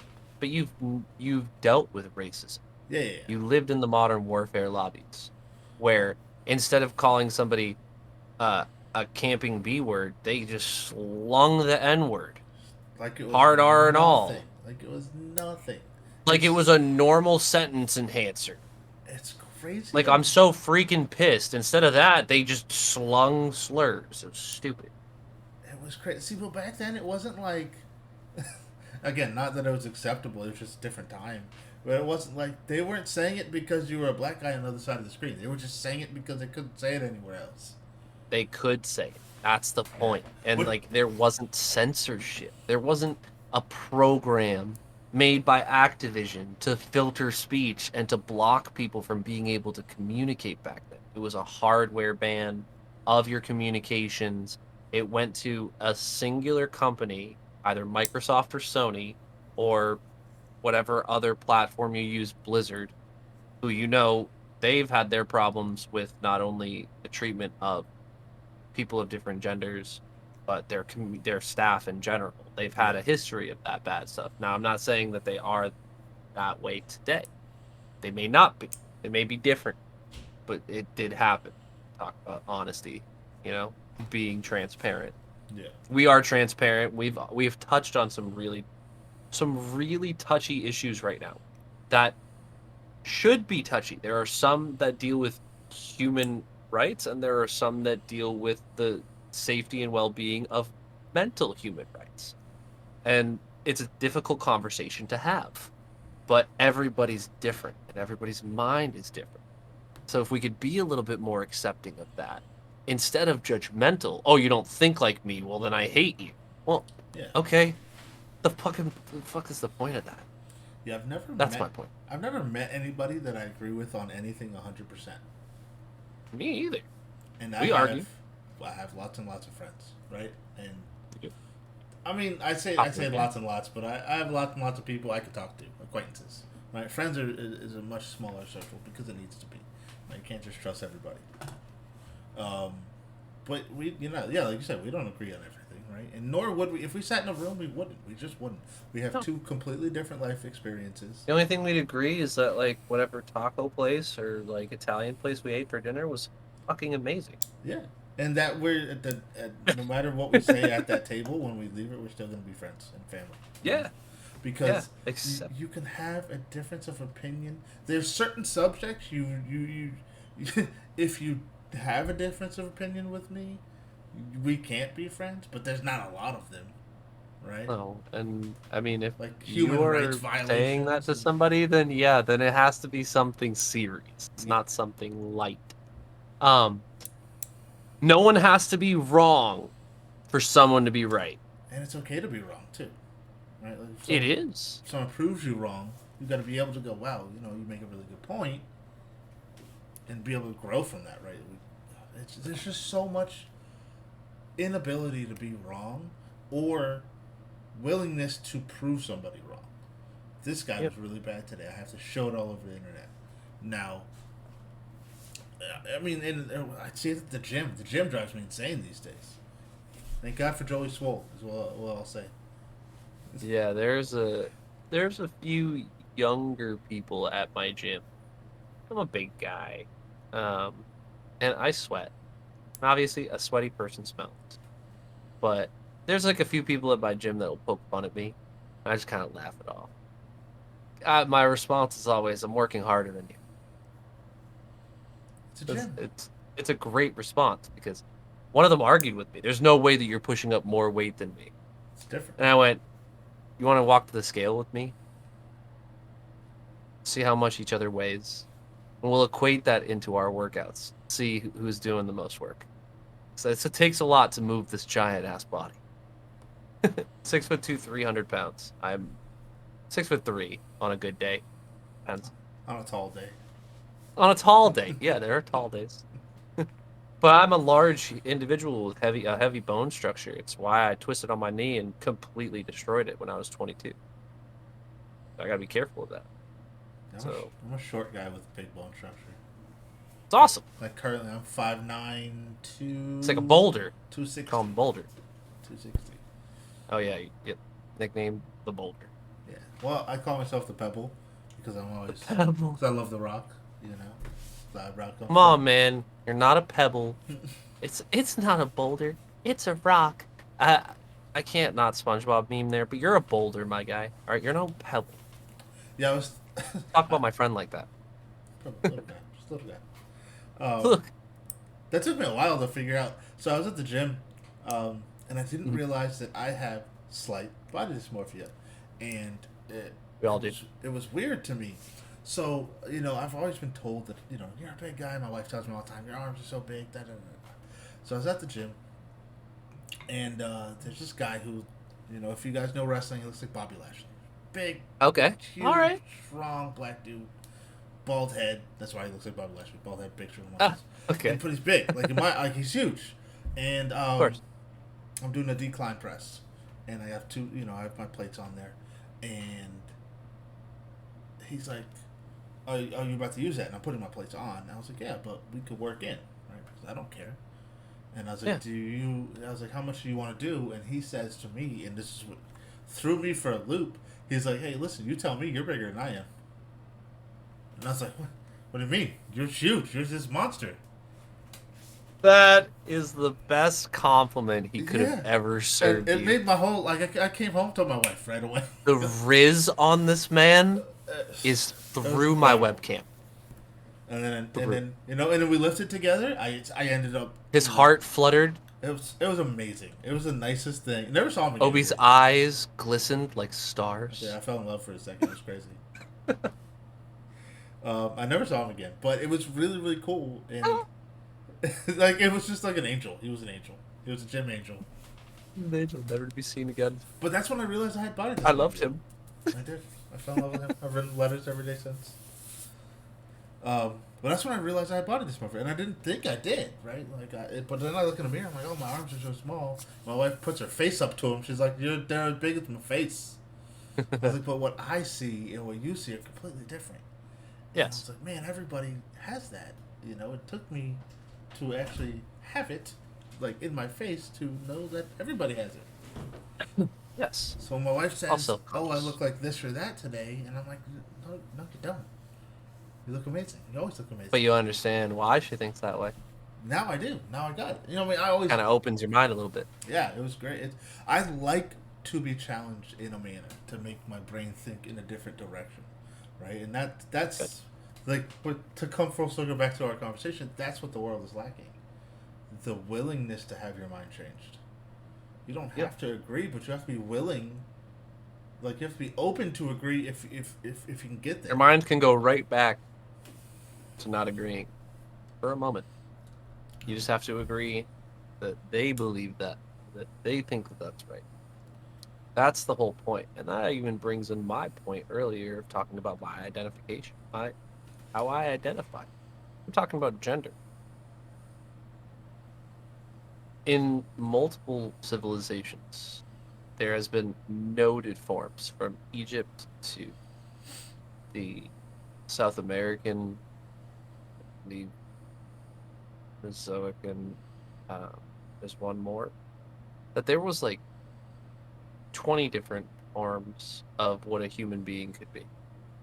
From their occupation to their status in their society. And the thing about the society today is there are a lot of people who want to express themselves in very grand ways and want to be respected in those ways. But that's not life. You can take a horse to water, but you can't make him drink. I was raised by a much older person who, for a very long time during my childhood, I would try to get them to speak different because the way that they spoke was not okay.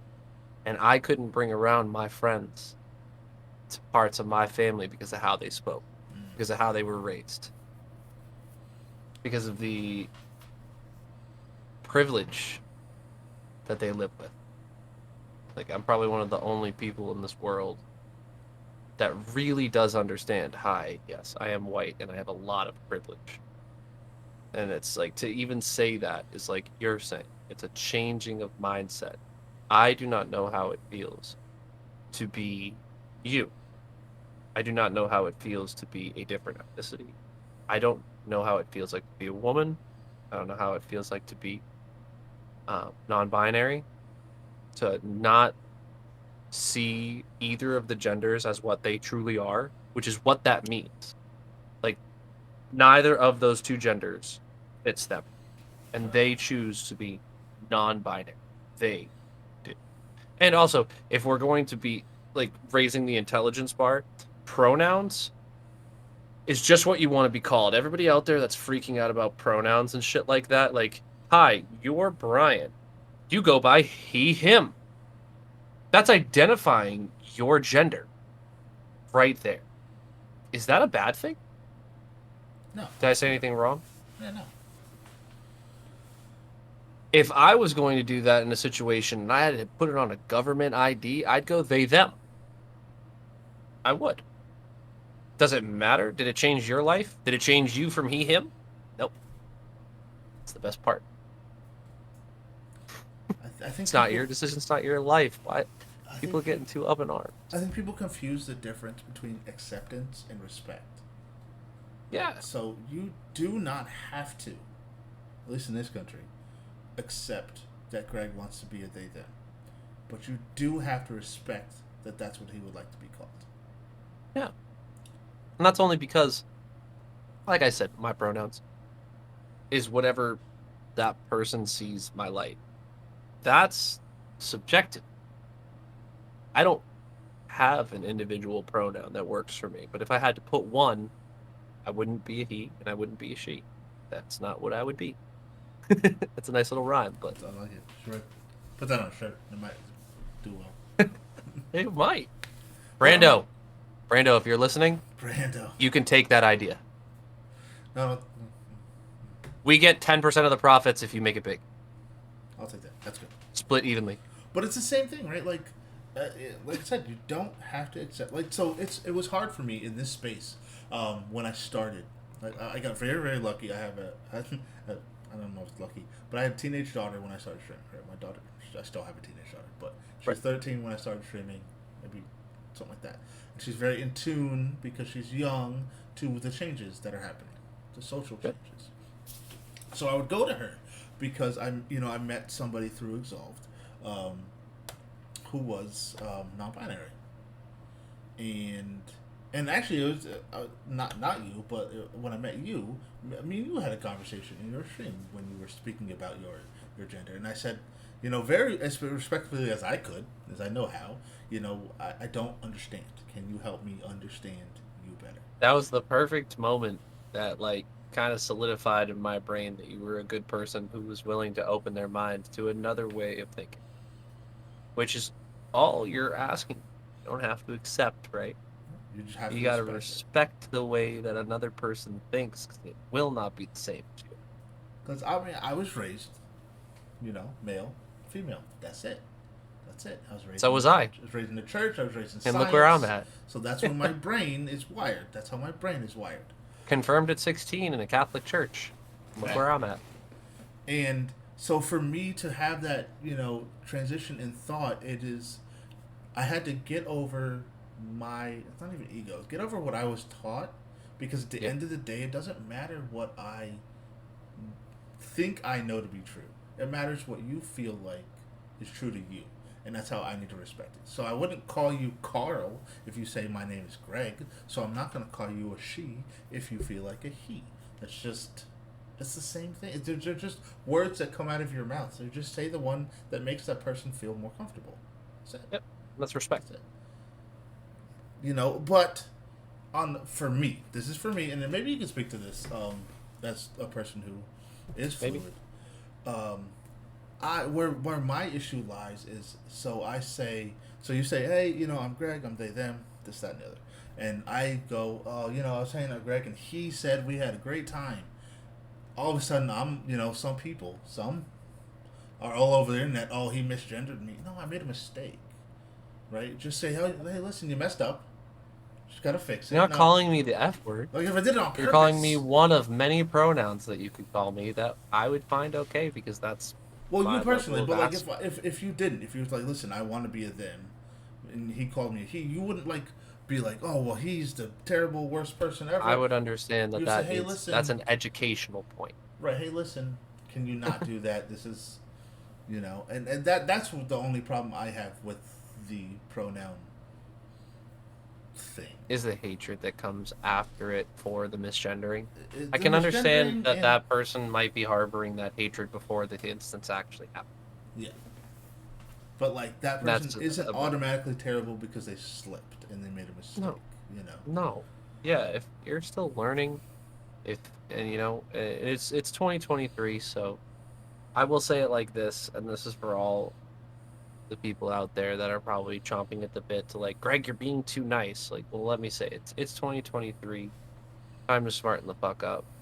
People are just asking to be respected. We're not overturning cars in the street, just wanting to be who we are. And all I'm asking for you to do is to not give me flack about it. What else is there? That's what, and this is to anybody out there that feels like I'm talking to them. Good, I'm talking directly fucking to you. Just leave me the fuck alone about it. That's what everybody has always done. It's what you've done, and it's not to say, and that's the Bostonian coming out. Leave me the fuck alone about it. It's to respect another person by doing nothing. Sometimes doing something is worse than doing nothing. So by you stating this is a word that I'm using in light terms because you are not ignorant, but your ignorance on the subject at the time that we had the conversation was brought up with more of a curious, questionative, and knowledge seeking rather than a lot of the responses that come with judgment. And even from the opposite side too, we can reel it back and you say, do you feel like it's right that someone who gets misjudged or misgendered has a right to be upset? Do they have a right to be upset? Yes. If they feel like they do, then they do. But they're probably projecting more than what they need to upon a situation of simple misgendering from someone who is blatantly ignorant. Yeah, I Not mean, to be split hairs or anything. It's not a negative connotation. It's just being very brash. well, even having the conversation, right? Like, I've never had this conversation with somebody, so you just changed my way of thinking, right? So again, not that I do this, like, I'm very careful to not, but Mhm. when I see somebody get upset about getting misgendered, even on accident, now I can think, hey, listen, we don't know what else they've been through before that, and that could have just triggered an immediate issue. And they're not thinking like they normally would, possibly, that this person's not terrible because they misgendered me. They're thinking of that time where someone did it on purpose to hurt them. So, Yep, something like that. That could be a situation. And actually, big props to Daniel for actually reminding me that, and not me, but like other Daniel. Um, he texted me one day, and he was like, um, I was talking about somebody to him. And that's where I'll leave that because it was a long time ago, mm-hmm. and it was a long, long time ago. And he said it to me. He was like, "There could be a lot of things going on in the background. Don't judge a person by a moment." That's a good one. I'm simplifying the words he said to me because that's just what I should do. But it's a really good aspect, especially in relationships. It's the 5 minute rule. If this problem isn't gonna last more than 5 years, why the hell are we talking about it for more than 5 minutes? Really good quote to have, especially in relationships where you might find that maybe you're arguing a little too long, fights are going into 10, 15 minutes. Well, if the source of the problem isn't going to be something that elongates for more than 5 years, then the conversation shouldn't last more than 5 minutes. But if it does, that conversation better last a good solid hour and y'all better figure it out. You know, it's a big step in the right direction towards, like you were saying before, putting yourself out there and allowing things to happen in the healthiest way and in the more respectful ways.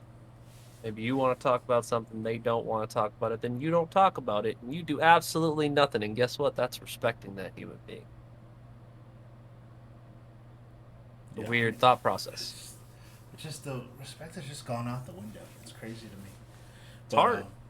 but It's that hard to reminds me. respect everybody. It is. It's not though, right? You're gonna ruffle feathers once in a while. Yeah, I mean, part of me, I enjoy ruffling feathers, right? But not when it's serious, you know. But that's why I like having these talks. So, I think I say it every time, but he's very polarizing. But my um, inspiration, inspo, as my wife always says, for doing this is Joe Rogan, and but it's more because I get to have those conversations that I don't usually get to have with people, right? And it's all different kinds of people. This is going to be the fourth episode, and the only two people that are even a bit alike are you and ACOP, but you have severely different backgrounds. Your lives are very different. You just happen to have some things in common. But like Juan's is this software engineer from Washington who used to ride bulls that I found out has the craziest hair I've ever seen. A brother who's Kindest soul decently famous. I've probably ever met. Yeah, Kindest soul I've probably ever met. I was blessed to actually meet him at TwitchCon.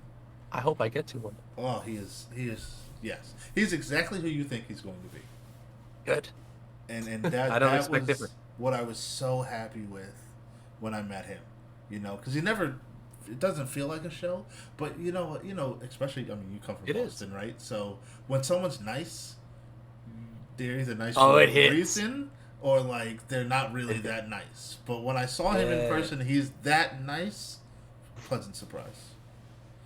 I got to meet only one online friend. It was actually somebody I used to run kill races. And that was a big reason I streamed too. They forced us to. Oh, Had to stream to make that money. Understandable, especially when you were in the top 3 and you were making the cash prizes. You had to have a stream available. That makes When sense. I was running with Schmo and Tima, Oh, I love Tima. those are the 2 I met. I love Tima. So you We met went out to Tima? sushi. We went out to sushi, me, him, and her. I like So they're Tima. partners. They were living together at the time. They were about to make a move, and I was like, hey, let me make a move close to you guys. Let's get some sushi. She picked the restaurant. I was like, this is the place we're going. I know this place. We met up. It was me and my partner that I currently live with, and those 2. It was a great night. Schmo is the spitting image of in real life Vegeta. Oh, really? Yes, he is brolic as hell. I think you guys might stand about the same size. Mm. But he's built a lot like you. Just lean muscle, man. He could easily be like a cosplayer, one of those jacked up Dragon Ball Z characters. He could definitely do a great cosplay. That man's in shape. He's a big Dragon Ball Z guy too, right? Like a Dragon Ball Z, like a game. I think it's Legends he plays. Dragon Ball Legends, yeah, he was a leaderboard chaser for a long time, held #1 for multiple seasons. That's great. That's in the entire game. That's in the multi-million player base. It's on the phones. It's everywhere. He went to Champs. I think it was in Las Vegas. That's so cool. Absolutely insane life that man lives for playing a game from an anime that he loves to like his very soul, and he's playing it out. His content on top of it. Last time I was watching him stream was like 2 years ago. Man, averages 250 fucking viewers. Could have easily became partner on Dragon Ball Legends. Just didn't want to stream. Didn't stream a lot. That's crazy. I love Tima. Tima, I to this day I say Tima has the best laugh on Twitch. She does, and one of the nicest people She's so nice. I have ever had the pleasure of meeting in real life too. They are the definition of the e-power couple. Yeah, I happened to see her on. I didn't see her on for a while, but I also don't check Twitch as much. And then I saw her on one day. I was like, oh, gotta go say hi. Heck yeah. I think she was playing Farlight 84, I believe. Oh, that energy will be the same. It's crazy. Bright and shining. I love it. Her energy is so crazy, and it's just, yeah, best laugh on Twitch. She's great. 100%. You see, it's funny. Like that wasn't even that long ago, but I love it when people bring up somebody, and I can automatically have something super nice to say about it. Right? Like, Good. I challenge you guys to do that. At least one person every day. Talk to somebody, bring up a mutual, and Say it to their face. Say one nice thing about it, and then yeah. I Say tell it to her their face. every time I see her on Twitter, on Twitch. I say you have the best laugh on Twitch. Every time. Good. You should always try to compliment your friends. I Always try to compliment. I try your to teach friend. my kids. Your that. beard looks amazing. I'm Thank jealous. You. Thank you. I mean, your mustache. A lot of people can't do mustaches. It's mustaching. It's mustache. I can't. The beard is. It's finally getting the point again. I shaved it. Somebody said it to me in public, and this is what I try to teach my kids. I'm like, listen, because I'll be out at the store and I'll stop, ladies or whatever. But I love your shoes. I love your nails, guys. Bro, dude, you're huge. Look at your beard. I love because that little compliment can change someone's entire day. Yep. Just incredibly, and I really like the one. I really like it because I'm a, as my wife puts it, I'm a giant black man. So when I compliment people, they're like, I didn't expect that, and it throws them off. Because when I walk around, if I'm not smiling, I look angry, and I'm very large, right? So, You're scary. Yeah, and I don't try to be. I'm not scary. Like if you're mean. Like, I'm really nice. You're mean. I've played Apex with you. You're mean. Yeah. Okay? You can be scary sometimes and get angry. Scary stuff comes up, and I'm like, I love your nails, and they're like, oh, thank you so much. If you walked up to me in real life, I feel like you might be. Well, first of all, I have to look up at you. That's what I was gonna say. I was gonna say you might be like 6 rib height. I'm not sure. I'm not. I can pick you up. Not a doctor. This. You could. Please don't. I actually said that to Akot. That makes me think. I said to Akot, I'm gonna pick you up and give you a hug. He was like, I'll punch you right in the dick. He's like, don't touch me. Akot's Don't pick me up. A slight man. Akot is a slight man. One shot. He's like, one shot, you'll be down on your knees. That will be the Then same. we'll be face to face. Then we'll be face to face. That's probably the funniest thing I've ever heard from Akot. Other than, like, you know, his one-liners. Man is got a bag of holding for one-liners. I'm gonna have to say edit this part out because I have had to pee for about an hour. No, you're good. You're good. Give me a sec. Do a bunch of editing this time, guys. Let's write this down.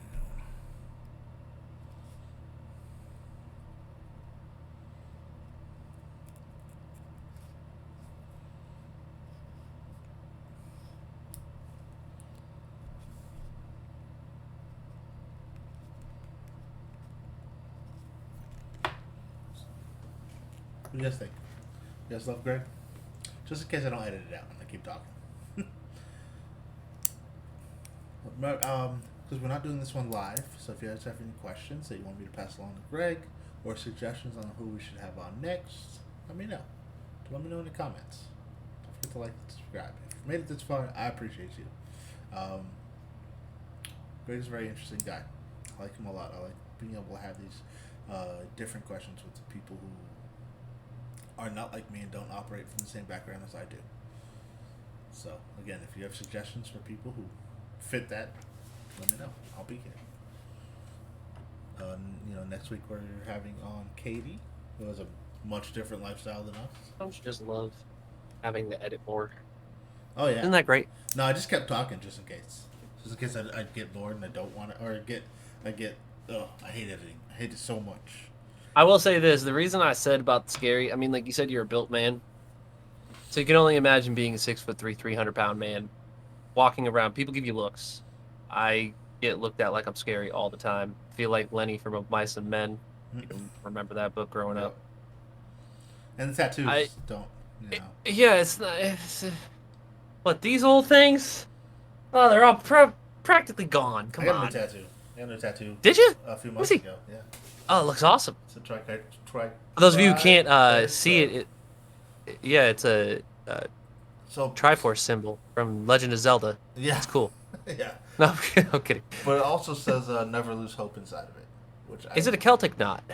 So people say it's either a Celtic knot or Trinity knot. It is closer to a Celtic knot. That's a Celtic tree of life. So. But it's a triquetra, so because it stands for unity and love and family and hope. And while I don't have that background, I mean, I have a Germanic background, so I guess I can kind of have it. But the most important part, it says never lose hope inside of it. And that's, for those who don't know, that's what NLH stands for. And if you don't know, now you know. Yeah, that was very important to me to have that on my body once I decided to have tattoos. But actually, that leads me to tattoos. What's your favorite tattoo? What's your first tattoo? This is my first tattoo. Your black belt. It's the only thing I have on my left arm. Forget about that. You guys get to see the farmer's tan. I have to wear a t-shirt all day at work. So always. This is a black belt. This is a black belt, and there's an old law in America that states that you don't have to get your hands registered if you have a marking on your body that states your training. A lot of people used to get their badges tattooed on them, like policemen and things like that. They wouldn't have to carry it around. Like way back. But that law still states for martial artists. So I have a black belt tattoo on my left arm indicating my rank, which is first degree black belt in Kenpo and Shotokan. So whenever I fight, I just have to go like this. You really want to do this? I haven't fought somebody in 10 years. That's good. Too old to be fighting. Too old. I'm hurt. My back hurts. Oh. So what's your favorite tattoo? Aside from my favorite tattoo is my chest. Okay. Memorial to two of my friends. Okay.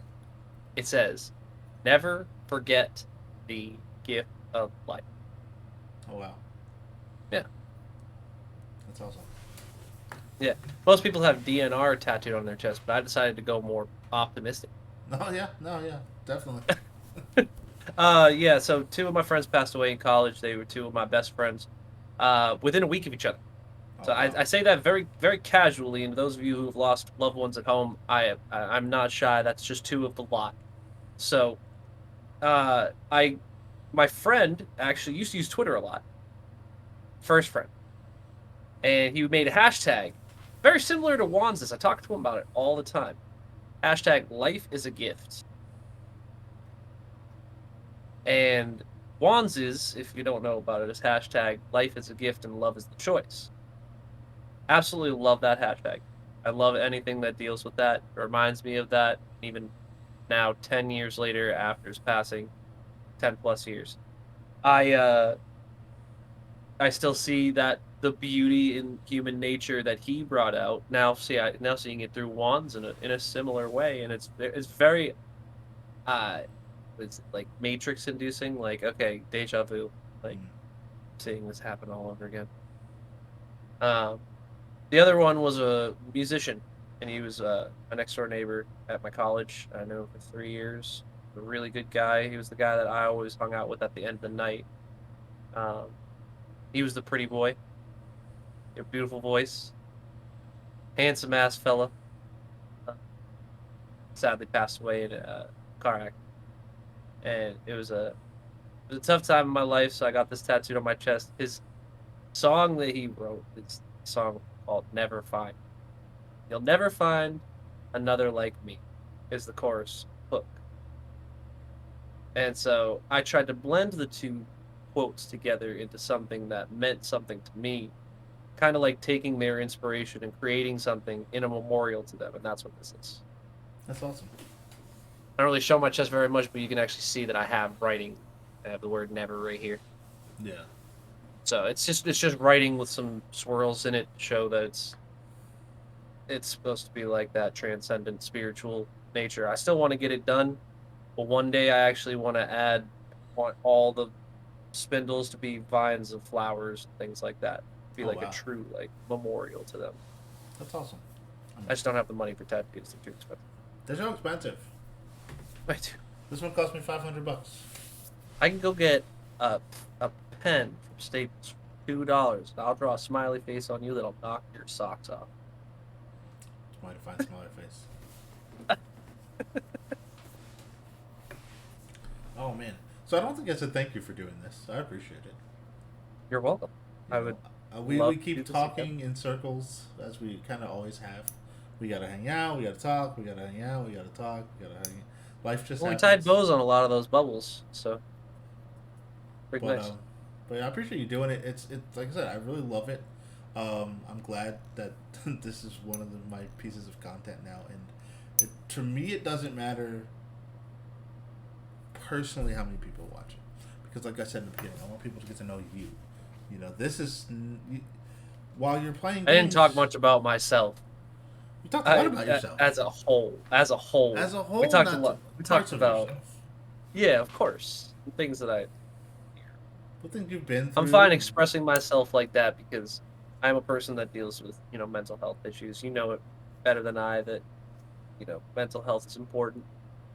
That's Very. why you preach it, and the people you surround yourself with also respect the fact that mental health is important. It's something that is a changing nature. I honestly think that hopefully one day we see mental health care, like a portion of healthcare being like or insurance covering mental health care, and us starting to worry about our brains as much as we worry about our body. Be really smart as a whole to do that. Yeah, I mean, going back to the kick thing, um, Trainwreck's actually for his community. I mean, if you guys don't know, I don't know, you must live under a rock, but he's a giant streamer, part owner of Kick, but his community he has and he pays for in his the Discord, his community, mental health professionals to Mm-hmm. tend to his community for free, Yep. and that's something he wants to work in to Kick, as well as the hourly pay and stuff like that. So it's so important. And it's funny. I didn't used to think it was important. Um, my wife has a bachelor's in psychology, so Awesome. she taught me the importance of your mental health. Because again, I grew up very old school. You don't get you're just sad. You're not depressed. You're not anxious. You're just You're you're just just sad. sad. And you know what? It Stop is being what it sad. is. Stop being a bitch. Stop being a pussy. That's how I Yeah, grew up, right? that's how I grew up too. And I Not healthy. could It's not say healthy. that I'm depressed now. My wife can read me and I'll disappear, and I can say I'm anxious or like I had I'll be honest, I had a panic attack last week because life, coming back to streaming was happening. Changes in my job, changes in my health, changes in. I freaked out. I thought I was dying in my bed, and it was anxiety, and I didn't in my 20s, that was just shut up and drink a beer. You'll be fine. And And he wonders why. And he wonders why he had it. Well, that's if you ignore a problem, it only becomes bigger. That's something that I'm dealing with, obviously. I said it earlier about my brain. I told you I was in martial arts. I told you I did contact sports. CTE is a scary thing. It's killed a lot of people.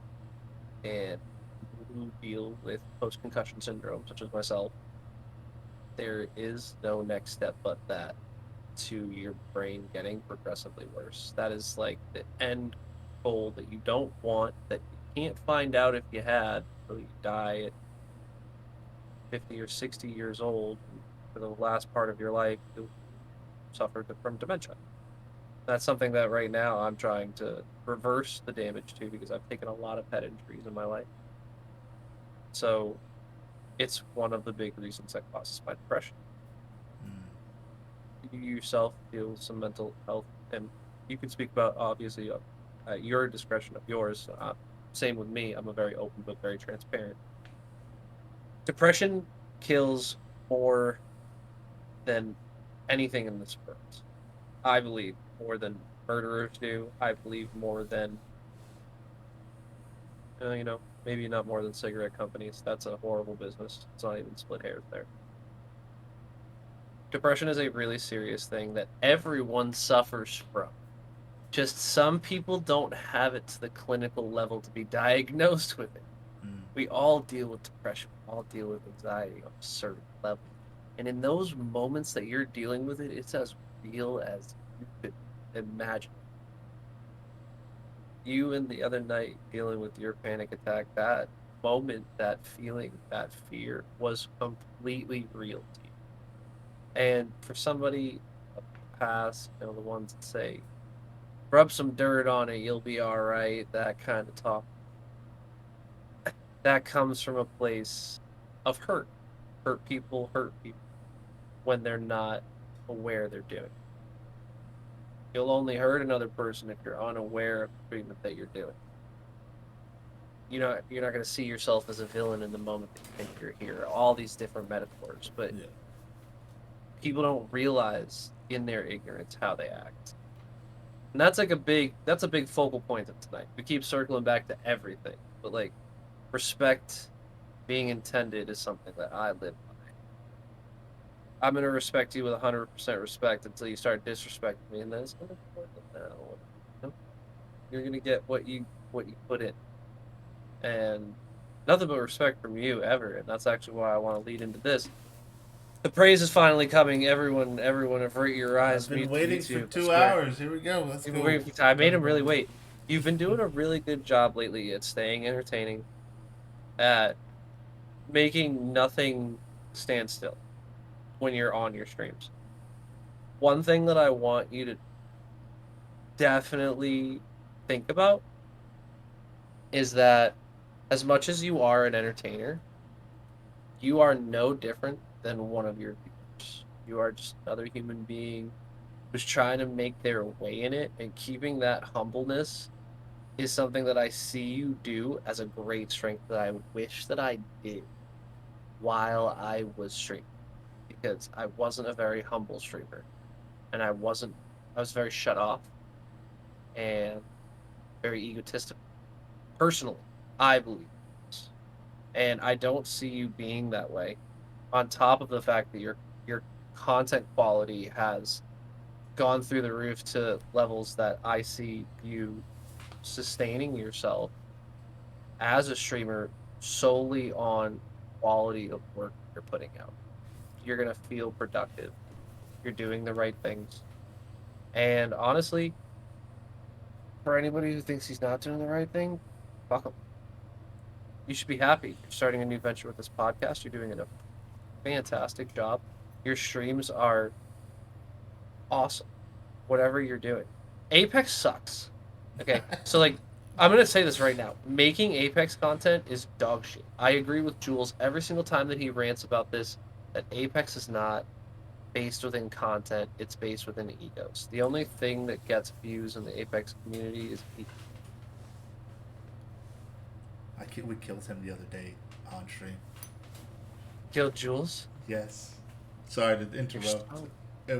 It wasn't even me, but I saw his name come across. It was Evan, and I freaked out. I was like, Joel said it. Just ran in his box. I didn't bag it. I just stood over it saying, I love you, I love you, I love you.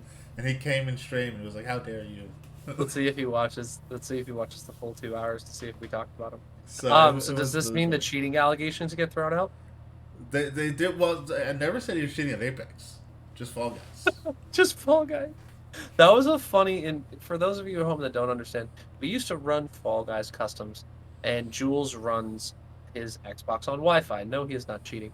But in the moment of the, in the moment of the event, on Obi's view of it, it was skipping across, so it looked like he was just bouncing on top of everything and getting to the end. And Obi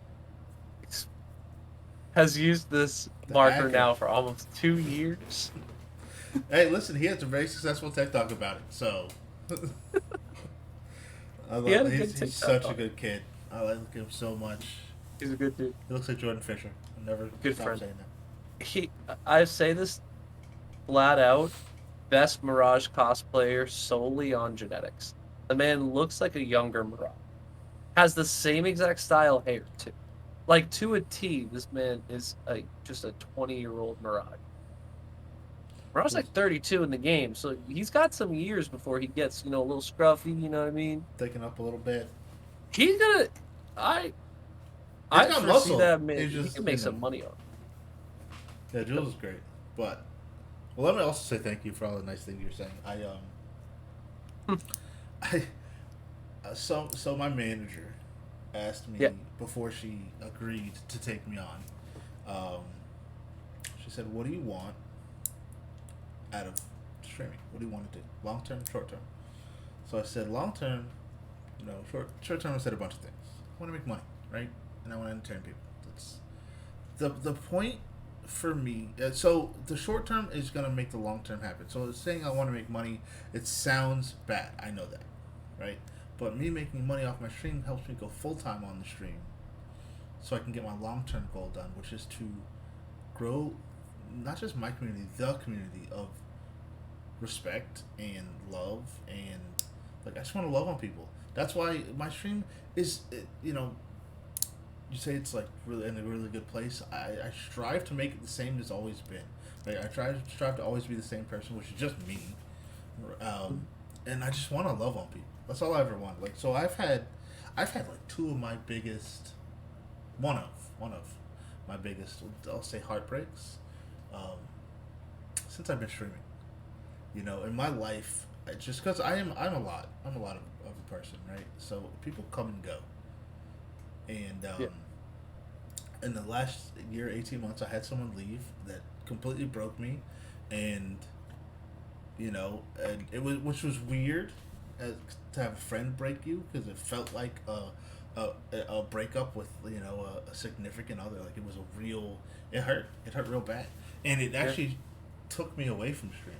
Right, so I turned streaming into this thing I just do for fun, and that's when my content went down because I wasn't paying attention to what I really wanted. What I really wanted was to show the world to never lose hope. That's it's cliche. I say it to make it cliche because I want it to ring in your ears. I want that to matter Yep. because it's the only thing you're gonna have left at the end of the day. You can lose love, you can lose you can lose friends, you can lose all this stuff, but if you lose hope, you will have nothing. Yeah. That's a really good way to put it. And because I've been there, that's why I know. NLH is my email address. It's on my vehicle. It's my life, and that's why I put it on my body, because I've lost hope, almost. You know, I Me too. wanted to not be here. Same. You know, I lost my family, my kid, my wife. She wasn't my wife. She was my girlfriend at the time, but you know, she was. They were lost to me, and hope is the only thing I had left. And because of it, I got everything back, and I'm gonna, you know, and for me, because of God, right? I am not a religious man, but I am a spiritual man. I do believe in something. That's just mine. Whatever you Not gonna believe in, knock you. good for you. So you Nothing. know, one of my brother, I call him one of my best friends in the world, Phoenix. He believes in the universe, in the power of the universe, and energy, and all that. That's me. Somebody, you have to believe in something. Doesn't You matter know what you're what gonna it believe is. in? I'm gonna really use this with a little bit of logic. Gravity. Gotta believe in it. You have to believe in It's a something. really horrible concept, but it's the only thing keeping us from floating off this godforsaken rock. So, Yeah. So, at the end of the day, I just want to show the world never to lose hope. I So if I can make one person happy, one person smile, you know, then I've done my job for the day. I've done my job for my life. You yeah, know, I get I'm lucky, I'm blessed to be a dad, so I get to change someone's life every single day. yeah, you do. You know, and you know we were talking about acceptance and all that, and I just wanted to bring up a quick point with my son. It's a weird blend being a dad because and being the dad that I am, right? Because I'm old school, but now I'm learning new school. So I'm learning that it's okay, son, to be upset. My son got bullied a couple years ago for the whole year, crying every day. You know, 10 years old and 11 years old, crying every day, getting bullied. He's a big kid, like he shouldn't be getting bullied. But he's a sensitive guy, and he got bullied and bullied and bullied. I said, listen, and he'd come home crying. He'd cry at school. I said, listen, you can come home, you can cry, you can tell us anything you want. You can, you know, you're honest. Be honest with us. Be hurt. You can be depressed. You can be anxious. You can be all that here. Unfortunately, with the way the world works, you cannot be that out there. Yeah, it's a good way to put it. And to have to say that to my son, it hurt. But I wanted him to know the world doesn't care about you. Yeah, it's a At the hard end of the day, reality especially as a man, women have it the worst. Don't get me twisted, they the do. worst. But as a man, the For us to world, complain is very privileged. yes, absolutely. But as a man, the world does not care that you're anxious or depressed. You just got to keep going. Yep. So at home, you're safe. Be you. Do whatever you're gonna do. You cannot cry in public. It's sad. And It's yeah, it is it's an sad. unhealthy tendency. We recognize that, but it is how the world has. It is ever changing. We are growing as a society and doing a lot better um, to try to respect each other. But for women, I mean, it hasn't even been a century since they, you know, had their civil rights movement, and it was a very necessary one. God, And so a bad. lot of our mothers, a lot of our grandmothers lived through the absolute worst of it, where they had to endure like we did. So maybe it's just kind of the other one's turn. Yeah, I mean, It's sad to say, but life goes through cycles. And in this one situation, women have had it very hard for centuries. For centuries, we're not respected as proper human beings, just as baby makers, yeah, and that's horrible. And even now, in our recent years, we've had the attack on healthcare of women's bodies. I personally will not get into the pro-choice, pro-life argument with anyone because it's not an argument. It's not my body. She does whatever she wants with it. They do whatever they want with it. It's their body. that's At one the of end of those. the day, That's one of the things we were talking about before. There's certain things that if we can't agree on, we just can't be in each other's lives. That's one of them yeah, for me. really. Yeah, yeah. So, No, if you don't mind no, me me and you asking, agree. Me and you of agree. course. But Okay, so I'm that was what I saying, wanted to yeah, ask. Because yeah, yeah, if we yeah. were about to stop being friends over this No, podcast episode, no, this no, is going to go no. viral. Listen, I will not judge you for it. I will not hate you for it, but if we don't agree that a woman's body is her own and she does whatever she Oh yeah, wants you with can it, just get then fucked we seven ways don't from need Sunday. to We don't need to continue. communicate. Yeah. Kick rocks Listen, I wish you the hard. best. Like, listen, Pinky everyone is toe first. entitled to their own opinion, but if it's wrong in this But if way, it's wrong, it's motherfucking wrong. you That's know, yeah, when it comes to human rights so. violations, Thank you. there cannot be an argument. Yeah. And that's really all I ever say on it because it's not my right to say it, right? Just like, and I'll get No, hate it for is. I might get hate for this Are one. you a But part of the civilization? It sounds like you have a part in civil rights. I'm allowed. At the end of the day, it's But to not stand complacently mine by to talk. and Yeah, be quiet. listen, I'll argue with somebody the point, but I'll never be like, well, I'll never argue. But you're not the kind of person that's just going to allow them to walk down the street and be that ignorant. I'm No, sorry. no. I'll I'm tell you not. how I feel about it. But when it comes Me to either. if it's between me and a woman saying it, she says whatever she needs to say. That's That, you do it's yours. not. That's It's not my mine. choice. It's not mine. It's not Yeah. going to affect me for the Yeah, rest of no. my life, unless I am the father. In which case, no, I'm not. Still not your fucking choice.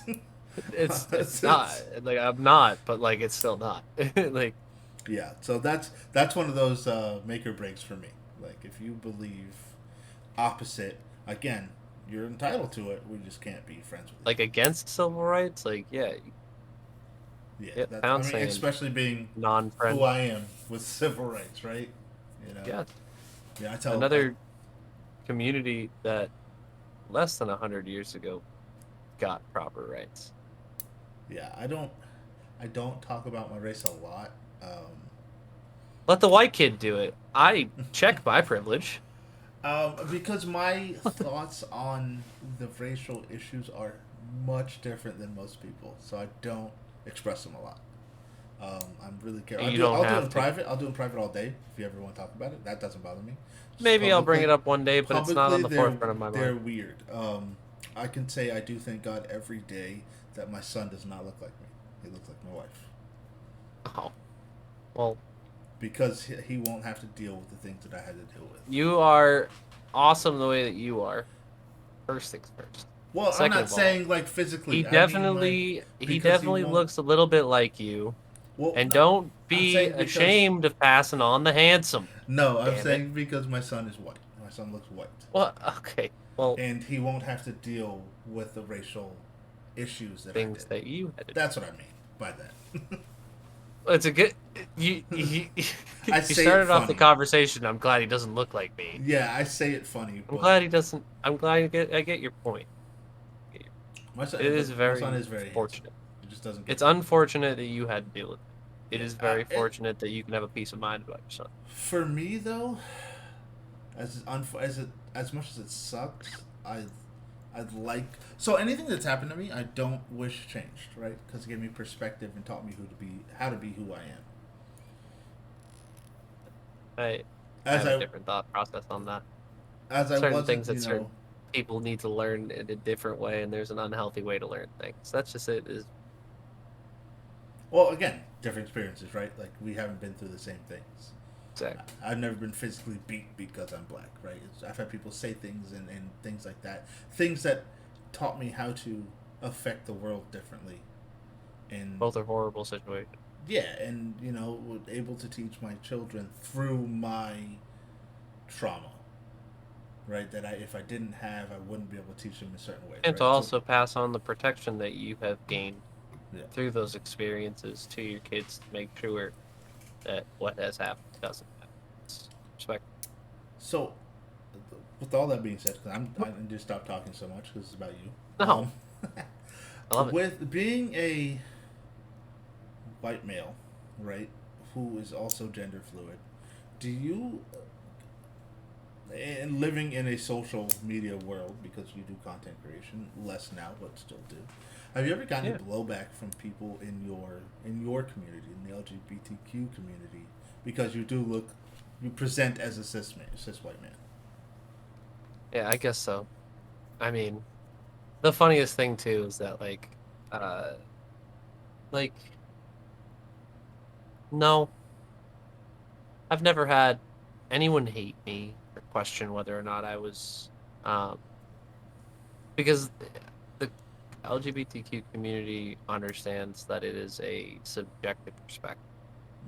It you're choosing whether or not to respect another person on their qualities, and there's probably a human being out there that is so flamboyantly gay or queer in their own right and probably sling the F bomb around. There's probably some people out there like um not to mention the closeted people who are too afraid to deal with their own problems due to insecurities or their own identity due to insecurities. It really shuts down. It's hard to deal with your identity. It's hard to look within yourself to find what and who you truly are because we're not just human beings within our own heads. For goodness sake, when we were 3 to 5 years old, we thought we were firemen or policemen or cops and robbers or whatever you played as little kids. Tag, you're it. It's it's about respecting each other. I've never given any disrespect to anybody, misgendered anybody, especially not in the community that I hold so dear because I'm a part of it.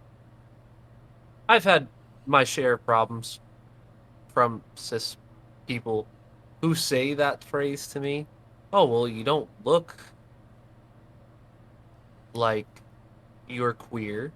Yeah. What is it? Talk to me for an hour and then maybe you'll hear a little bit of it, I guess. I don't really know. Do you guys ever I try? don't speak like a normal cis male. I don't think I do, at least, because I don't I don't know. I just kind of talk like me, however I feel in that moment. You guys And get as very well too. similar issues to POCs, right? Like I get, because I do insurance for a living, right? And so when people talk to me on the phone and then they meet me, like, oh, you don't sound like a black man. That's weird. What a great How, conversation starter. Hi, how I'm does the one? Brian. Yeah, yeah, What are yeah. your On the response to that phone, with? I've had literally somebody come and that I've been dealing with for a year, call me and be like, "Oh, wow, A fucking you don't year? you don't I sound like have a black man." one guess. I only need one. Don't put money against it right now, but I'm guaranteeing this person was white. They weren't. Yeah, Fun I know. fact. It's all right. Fun fact. Fun They fact. they weren't. They were They black.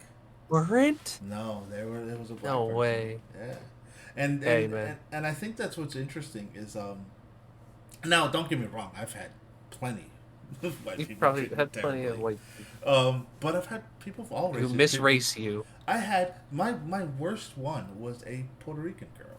Wait, so for a moment, you actually understand how it feels to be misgendered. You were misraced? I get misraced all the time because I'm biracial, so I look Spanish. It happens to me all the time. So do you, let me pose the question back to you. Do you believe that in certain situations it's proper to be upset at someone for misracing you? Honestly. And now, there are situations where the misracing can come with an air of disrespect and even bigotry. Similar ways with the misgendering, because it can come from a place of bigotry. They could say, I don't want to call you your pronouns because there are only two, he and she. Well, if you're thinking scientifically and chromosome wise, if I went into a body bag today, they would call me a 32-year-old male. So, yeah, there's no identification scientifically for someone who's genderqueer like me, who thinks a little bit more like a woman than the average person that looks like me. Mm. That's how I think. So it's how I think and how I look and how I am perceived by a coroner who's probably 45, 50 years old with a tag that has two spaces next to it, a slash between it, and the letters next to them are M and F. Yeah. And they have to circle one. It's our society sees science as a definitive thing. Except the basis of science is always constantly changing and hypotheses are being proven. disproven and conclusions are being revised. So, if mental health is considered the same level as physical health, then we'll see a lot more they, them on that questionnaire. Yeah, I mean, although It's an interesting thought process, huh? yeah, for sure, for sure. And to answer your question, yeah, so I'm gonna answer your question in a very weird way. Um, Cool. being misraced for me doesn't matter. Now that's for me because I don't identify myself as a black man. I am one. I know I am one. It's not like I'm confused. When somebody asks me who or what I am, I'm just, for me, I'm just a man. That's just what I am. My race should not matter. I know it does, but personally, and it's because of the way I was raised. Right, I grew up in a very melting pot area. I grew up. I have a white Wait, mother and a black father. You know, I'm I do not adopted, have that. but even my biological parents, I have a white mother and a black father. So I grew up mixed, right? So my race. I've never known that about you. Oh, really? That was adopted? No, I mean, it's not never going to be brought up in conversation, and I bring I up a don't lot pry into people's actually. personal lives. Yeah, I was adopted at 3 weeks old, um, and I met my biological mother when I was 30. So Well, congratulations for being able to. I know there are a lot of people out there that wouldn't have that opportunity. So, like, yeah, I got very lucky. Facebook, yeah, very Facebook, Facebook, and that. life. Let's go social media Yeah, Facebook and my reuniting. wife. Oh, really? Yeah, because my wife Did your she wanted to know why I am the way I am. Because if you meet my family, as much as there's love there, I am not like them. I do not think like them. okay. I do not act like them. I am. Well, from the preface of that conversation, it sounds like they are very ardent, My ardent people. father is. My mother's not. My mother's an angel. My An father angel. is military. You know, he was born in 1950. He's also mixed, so he's been through a lot, and he's a very hard man. And He he loves me probably to did the same death. exact thing Loves for me you. to death, but Good. doesn't know how to show it. Okay. You Well, know. here's one way. Probably a teaching style that you're teaching your son. Taking your uh, experiences, teaching, probably something that he taught you to do. From what you had said, you say, a lot of his experiences and what he's had to deal with being mixed race. If he was born in the 50s, and him as a young kid watching his dad being abused and hurt, not only verbally by the community, but by people who are sworn to serve and protect. Oh yeah. Well, my dad grew up a little more different than my grandfather left when my dad was 13. Left my grandmother with Ah, to raise 4 kids. 6 years after mine did. Yeah, Damn. to raise 4 kids by herself Bad joke. in South Central Chicago Damn. in the Okay. 50s and 60s, in the 60s. They're all a mixed race family. Yeah. So my my father grew up very Chicago's hard. a My beautiful city. It is parts of it. Parts of it are very beautiful. Parts of it are very bad. My dad grew up in what is now lovely known as Chirac. No way, really. That's where my father grew up. So, Hell, and he didn't. He's never been to jail. He's never, had a record. He well, was in so the military. My dad got lucky, but there's a reason he's as hard as he is, and it took me to grow up and have my own son to realize those things. You that's know, fair. so Perspective changes, man. perspective, and see that, I mean, that's basically what we're talking about all day, right? Being able to change your perspective and alter the way you think. That would um, definitely be a focal point of the day. And hoping that people choose to never lose hope and lead with a little bit more love. I hope so, man. I hope so. I hope someone, at least one person, hears this and hears how completely different people, right? Person of color, a white A white appearing queer. It's gentleman. fine, I'll say it. That's a weird word for me. It's still a weird word for me. If you said that, that would be pretty rude. So I'm fine saying it. I Okay. know that I am genderqueer, so identifying as queer is a very easy label for me to have. and that's awesome that you can openly say that and you're open to talk about it with because that Hi, shows YouTube. society's leaving the stigma era of these things. Now it's not there yet, obviously, but it's beginning to shift into just Yeah, acceptance. And sure. I can't wait until my son's my age because I'm hoping the world just respects You're gonna and be a granddad. accepts. One day, it won't be him though. He said, Dad, what college do I have to go to never leave home? That was it. My daughter's already going. She's like, I'm going. I'm out. So I'm out. Yeah, she's going off to college. yeah, she's Probably in a already. few years, right? I don't She's remember. a junior, so two Oh, years. congrats. Oh Oh, there you no, go. please. Is It's she so at scary. least projecting to go to a school? Like she probably is already starting to look being a junior in high school. Oh yeah, That's she's locked pretty in. much when they put it in our heads, right? Oh yeah, she's locked in at a school. Knows what she wants Good. to do. Grades are there. What the hell does she want to do? Let me hear it. She wants to be a CEO. She wants to be the boss. A CEO. She So wants she to go to what school is for she, business, and okay. she Okay. wants to eventually just run a big company and just be the boss. Well, that's a really great idea.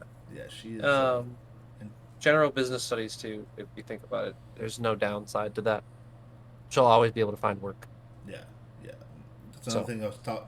No, that was a difference between me and my kids is I didn't go to college.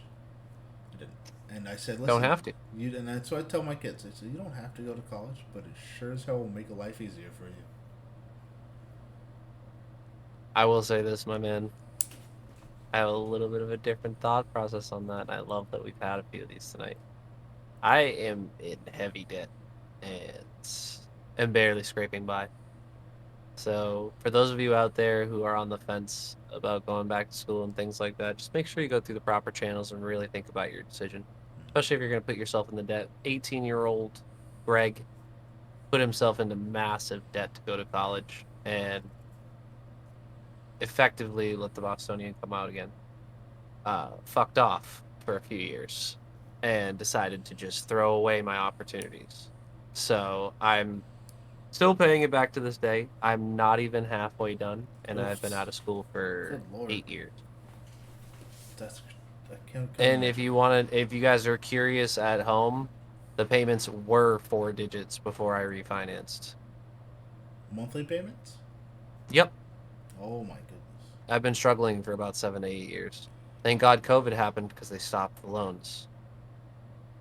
Nobody could pay them when there was no work. That's insane. So That's like, what's one the of the point? reasons why I was able to start streaming, I didn't have to start, working a job.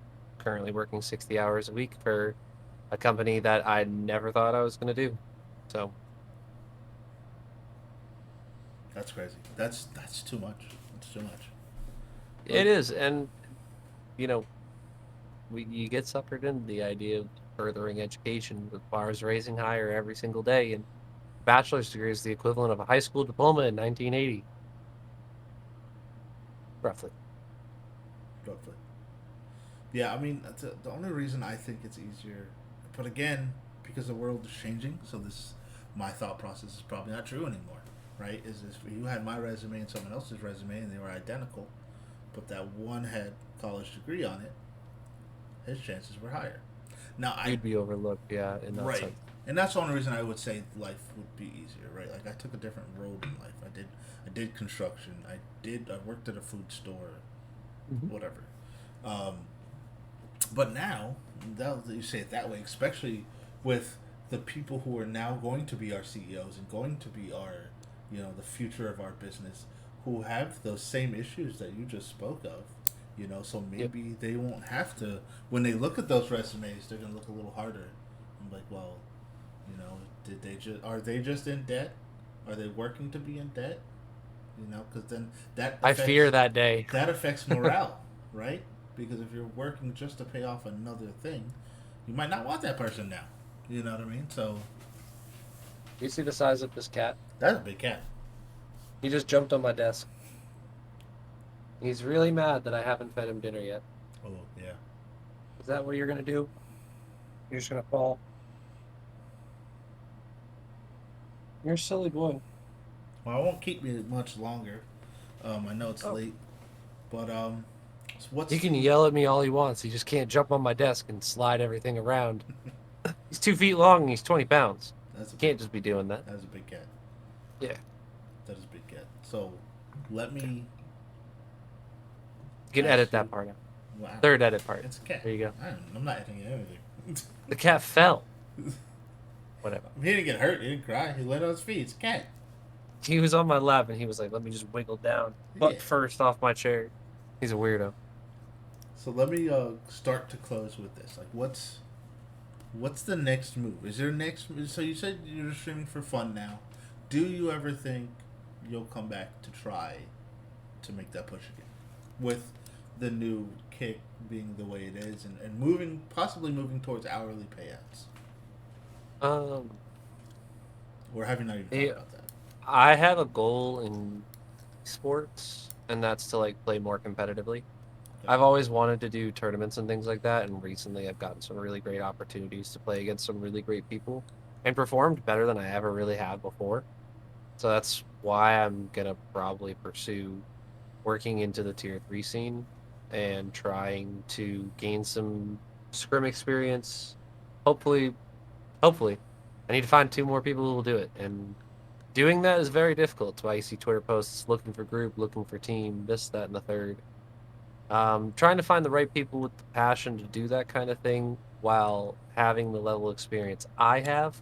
I get overlooked obviously by higher up people because I have no true experience. Mm-hmm. So the only goal that I have is to be more consistent with streaming, to be kind of just make it my actual hobby. I would love to push for partner, whatever it's called, verified one day. I would love to do that. And if the stream is tracking that way, then I'd probably lock in really hard. And not in the sense of that I wouldn't quit my job and do things like that, but I'd do what you were doing. I'd clean up the stream, I'd get some transition windows, I'd make a schedule, I'd stick by that schedule, and I'd really try to make streaming grow as best as I could. But I know that in the past, I did it in a really unhealthy way that didn't get me the results I wanted. I want to start doing a little bit more content. And by that, I started off doing montages. Started off doing like just cheap edits that I would do at home of things that were my own to put out. That's what you can look forward to. Been saving some good clips, and I have enough right now to make like a solid few for the end of this year.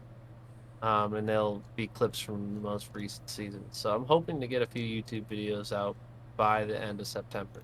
Actually, I want to set a goal for myself to at least be able to keep doing what I love. I loved making content. I liked making something and expressing myself in a certain way. And I can't run fast.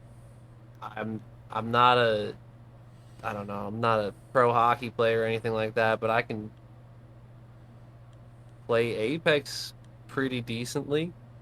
So I like putting myself out there in that way to being judged because it allows for a lot of growth to be able to like do better. But I still want to kind of stick with my roots, I guess. When I first started doing Apex content, I just did clip farms, like clip montages, put them all together, throw some music on in the background. When I was growing up, I used to watch anime music videos on YouTube. Like a few of the anime fight scenes with some music behind it always got me pumped up. So I love that kind of content. I kind of want to get back doing that instead of the whole, hey, what's up, everybody? My name is BeardedGregU, and this is my 12th hour and my 200th straight day. Like, it was very unhealthy.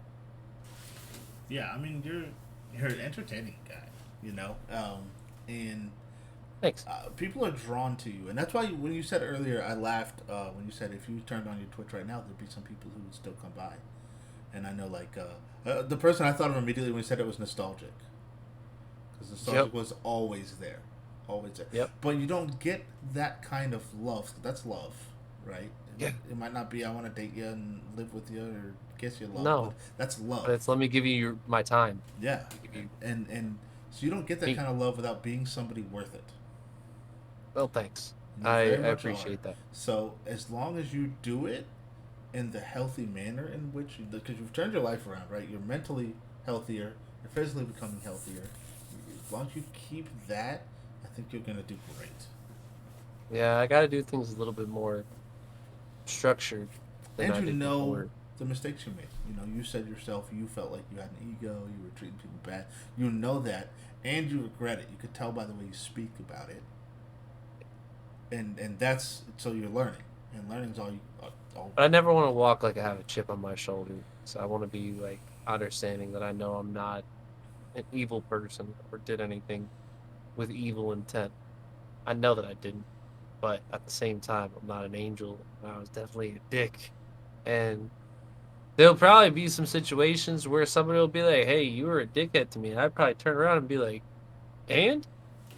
So I don't know. I'm a human being, and so thank you. First things first, I don't accept compliments very well, which is why I just started talking like that. We've Thank met. you. I know we've met. We've met. My Listen, awkwardness will always I show tell through. everybody whenever anyone speaks to me about you, one of the first things I said, and we talked about this with ACOT actually, is you and Epithecus, but you more so because we spent more time together, are the reason that I can play Apex with anybody in the world. Really, Because I was to put afraid, me on the and same levels of Apath is a kind because the first gesture. time I ever played with Love them. anybody over that was over plat, which is what I am, was you and Epithecus. And you Oh guys shit, I do remember treated that. me like I was first of all like I was good, and You that were. I'm not good. I'm not good. You can say that all But you you want. guys treated me like I was good. Every time I would die, it wouldn't be like like I feared it would be. Never. And from that moment on, that's the day I knew me and you were gonna be friends forever. Just because the way you treated me, respectfully, out of nowhere. Like we had really no conversation. We were just like, You hey, God said it best. Respect is intended, and I'm a Wu Tang fan. me too. Who's not? But you made me be able to play with anybody, right? I've since played with some Thanks. great people, and if they treated me like shit, I knew it wasn't because of me, because I knew No, I told you who I was when I got here. and don't stick around. Yeah, and I'm out, right? Because Yeah. this is what I told ACOT. Because at the end of the day, when it comes to streaming, when it comes to like asking people to play, I feel like because I was a giant nerd in high school and middle school. I feel like I'm still that kid on the inside. And ACOT was funny because he's like, that's kind of what he thought about me. Like he was nervous to be like, hey, I want to play with you because we're still those anime nerds that people looked at weird in high We're school. shy, okay? Yeah, and as much as I am flamboyant and like exuberant, I am out there. Like you see me on the internet, I am. When I was a VIP with Exalted, I think I was batting 1,000 and making my videos. Like that's who I want to be. Ego out the Yeah. window because it's funny to me. I am that guy, but I'm also very shy, right? And I'm like, what if they say no? What if they want to play with me? And I could tell you, my wife could come. Well, she's passed out now because it's late, but she'd come here and tell you still the conversation I had with her about playing with you in Pathicus. I was Good. terrified, terrified. I got Well, done, went in there. She's like, "How was it?" I said, "Well, I died every single game. I cost the team almost every fight." She's like, "Oh," I was like, "And they were the nicest people in the whole world. You would have thought we won every game." So thanks, man. I That's will what I try to never. project. If me and you never spoke again, I will never forget you just from that, ever. Well, thanks. But thank God we I'm built a glad you friendship, said so. and that'll never happen. So Yeah, I told you, that's true. I mean, told you last year, you this stuck with me. this man literally was the only mofo to join me on Old Republic. I was addicted to that shit. But that's not And true. everybody We was had like, chalk eh, and meh, ACOT. meh, meh. Yeah, at first, nah. At first, I had ACOT. Yeah, And unfortunately, you he, suffered my issue with me and video games and my friends. Is I'll get into it, I'll play it a ton, and then, but if something shiny is over damn there, you I'm all. gone, I damn you and all for and you'll that, because I never get get me so back. sucked in. I think I played, I'd say like 100 hours of the Old Republic when I first got it, and I think it was within like a month. Played like 100. He's up here again. He's hungry. Yeah, he's mean. You're mean. You're mean. Can you get down? I'll ask you nicely this time. I won't touch you. Thank you. Yeah, but Old Dog's fun. Could Listen, you hear? Could you hear him yeah, meowing? it's like, hey, please, hey, human, put food in my bowl. He's just like his dad. Loud, never shuts up. Hey, right. It's the best kind of people. Thanks. Oh, He said, "All right, yeah, it's 1:20 in the morning. We've been talking for 3 hours." yeah, which is great, right? Whenever I start this, everybody, and I always laugh. Everybody who's ever been on this is always like, "Well, we're probably gonna talk for like 20 minutes. I'm not gonna have a lot to talk about." You said this earlier today, and it turns into this because Yeah, I caught myself. I never shut the fuck up. It's fine. because it turns into this, and I love it. I love it. My first episode was once I want to say it was like 4.5 hours, and Jamie came in. He's like, "Man, I was there for a lot of it." Blah blah blah blah. He's like, "Would you make it shorter if you could?" I said, "No, I don't care if it's 30 minutes or 5 hours or 6 hours. I'm gonna put every single second of it on the internet because at the end of the day, it's exactly what I want it to be—a conversation with a friend that builds our friendship." And that's why I don't like to edit them, right? Because I don't want ever anyone thinking that I took something out or misconstrued anything or this, that, or the other. Oh, fair I enough. want to put my whole conversation with my friend on the internet. And what I hope this becomes is that it's somebody I have never met before. It's like, dude, I want to do that. I want the world to know me better. That's what I want this Hell, to become. I Because, hope so. because I want to have people on here that I've never met, and I fear it a little bit because they might not be as cool as me and you to talk about some of these things, but that's okay. If you want to come on here, I welcome you, but I just ask you do not have an ego and you do not bring your character.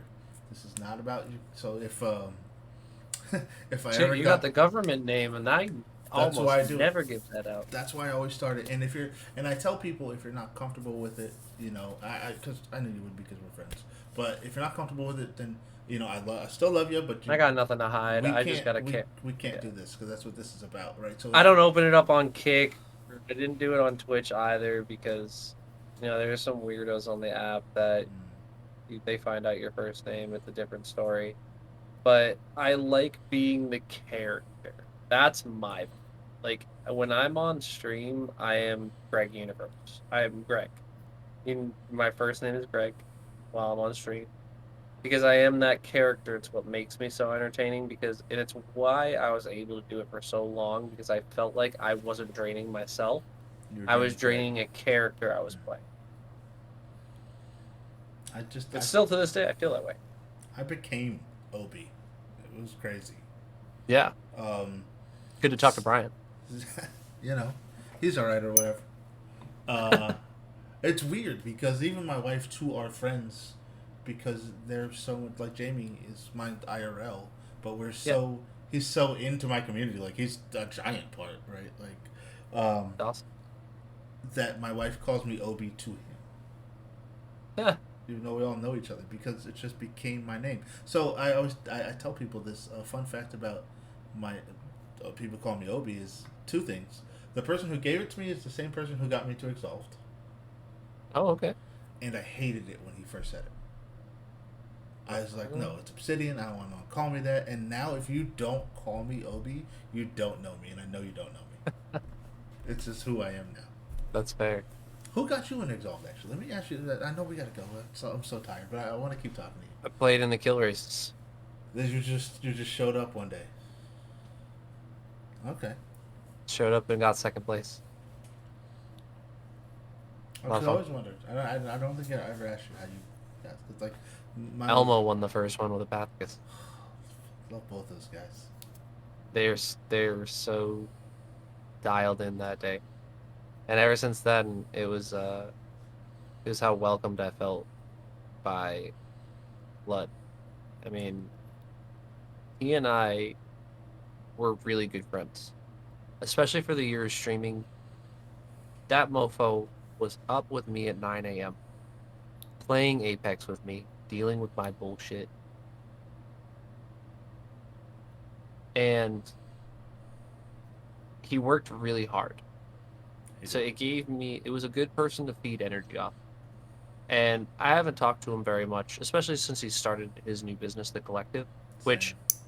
the man made the news. Yeah, I saw that. Big ballin'. Man's making waves. Like always. Like always. I'm happy for him because he really cares about what he's doing. Similar to how I feel about my job. We've talked about my job. It's a necessary one in society. It is. And I feel a sense of purpose doing my new job. That's awesome. Again, if you guys want a little bit of a more deeper dive into that, hit the comments section, okay? I'll come back for a second round. Yeah, I want. I'll Listen, let Obi ask all the questions. listen. Like, this is. I want this to be like 1,000 episodes in. Greg's been on here for the 5th time. You know, Good. because we have so much more to talk about. Like I said, I can I'll be keep back. going. I talk way too much, but Me too. and I love talking. I love it. That's why I love this. This is great. And like, Yeah, we but shut me up before I talk. we just got.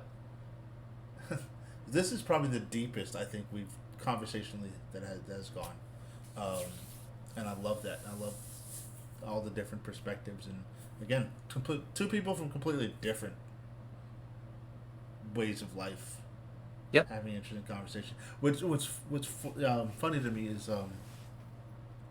some of my perspective. Like if you just took me and you out onto the street and put us in front of people, some of my perspectives people would assume you would have, and some of your perspectives people would assume I would have. That's true. And I think that's very funny. I think that's very. And I think it's another thing that's gonna make us friends forever. It's ironic. Yeah. Yeah. Forever. You're stuck Oh yeah, that's okay. with Greg. I love people. I love you. Love you too, buddy. All right, let me go to bed because I actually have to do things tomorrow. I appreciate you so much. Thank you for listening, everybody. Tell all the people who you are, where to find you. Uh, BeardedGregU on Twitter. All my socials are linked through there. You can find me on there. If you're not on there, you can catch me live at kick.com/GregU. Otherwise, I work 60 hours a week, so you can catch me sending out random tweets of nonsense and 11 p.m. donuts. Oh, I want donuts. Hi, brother. I love you. I appreciate you. Love you too, buddy.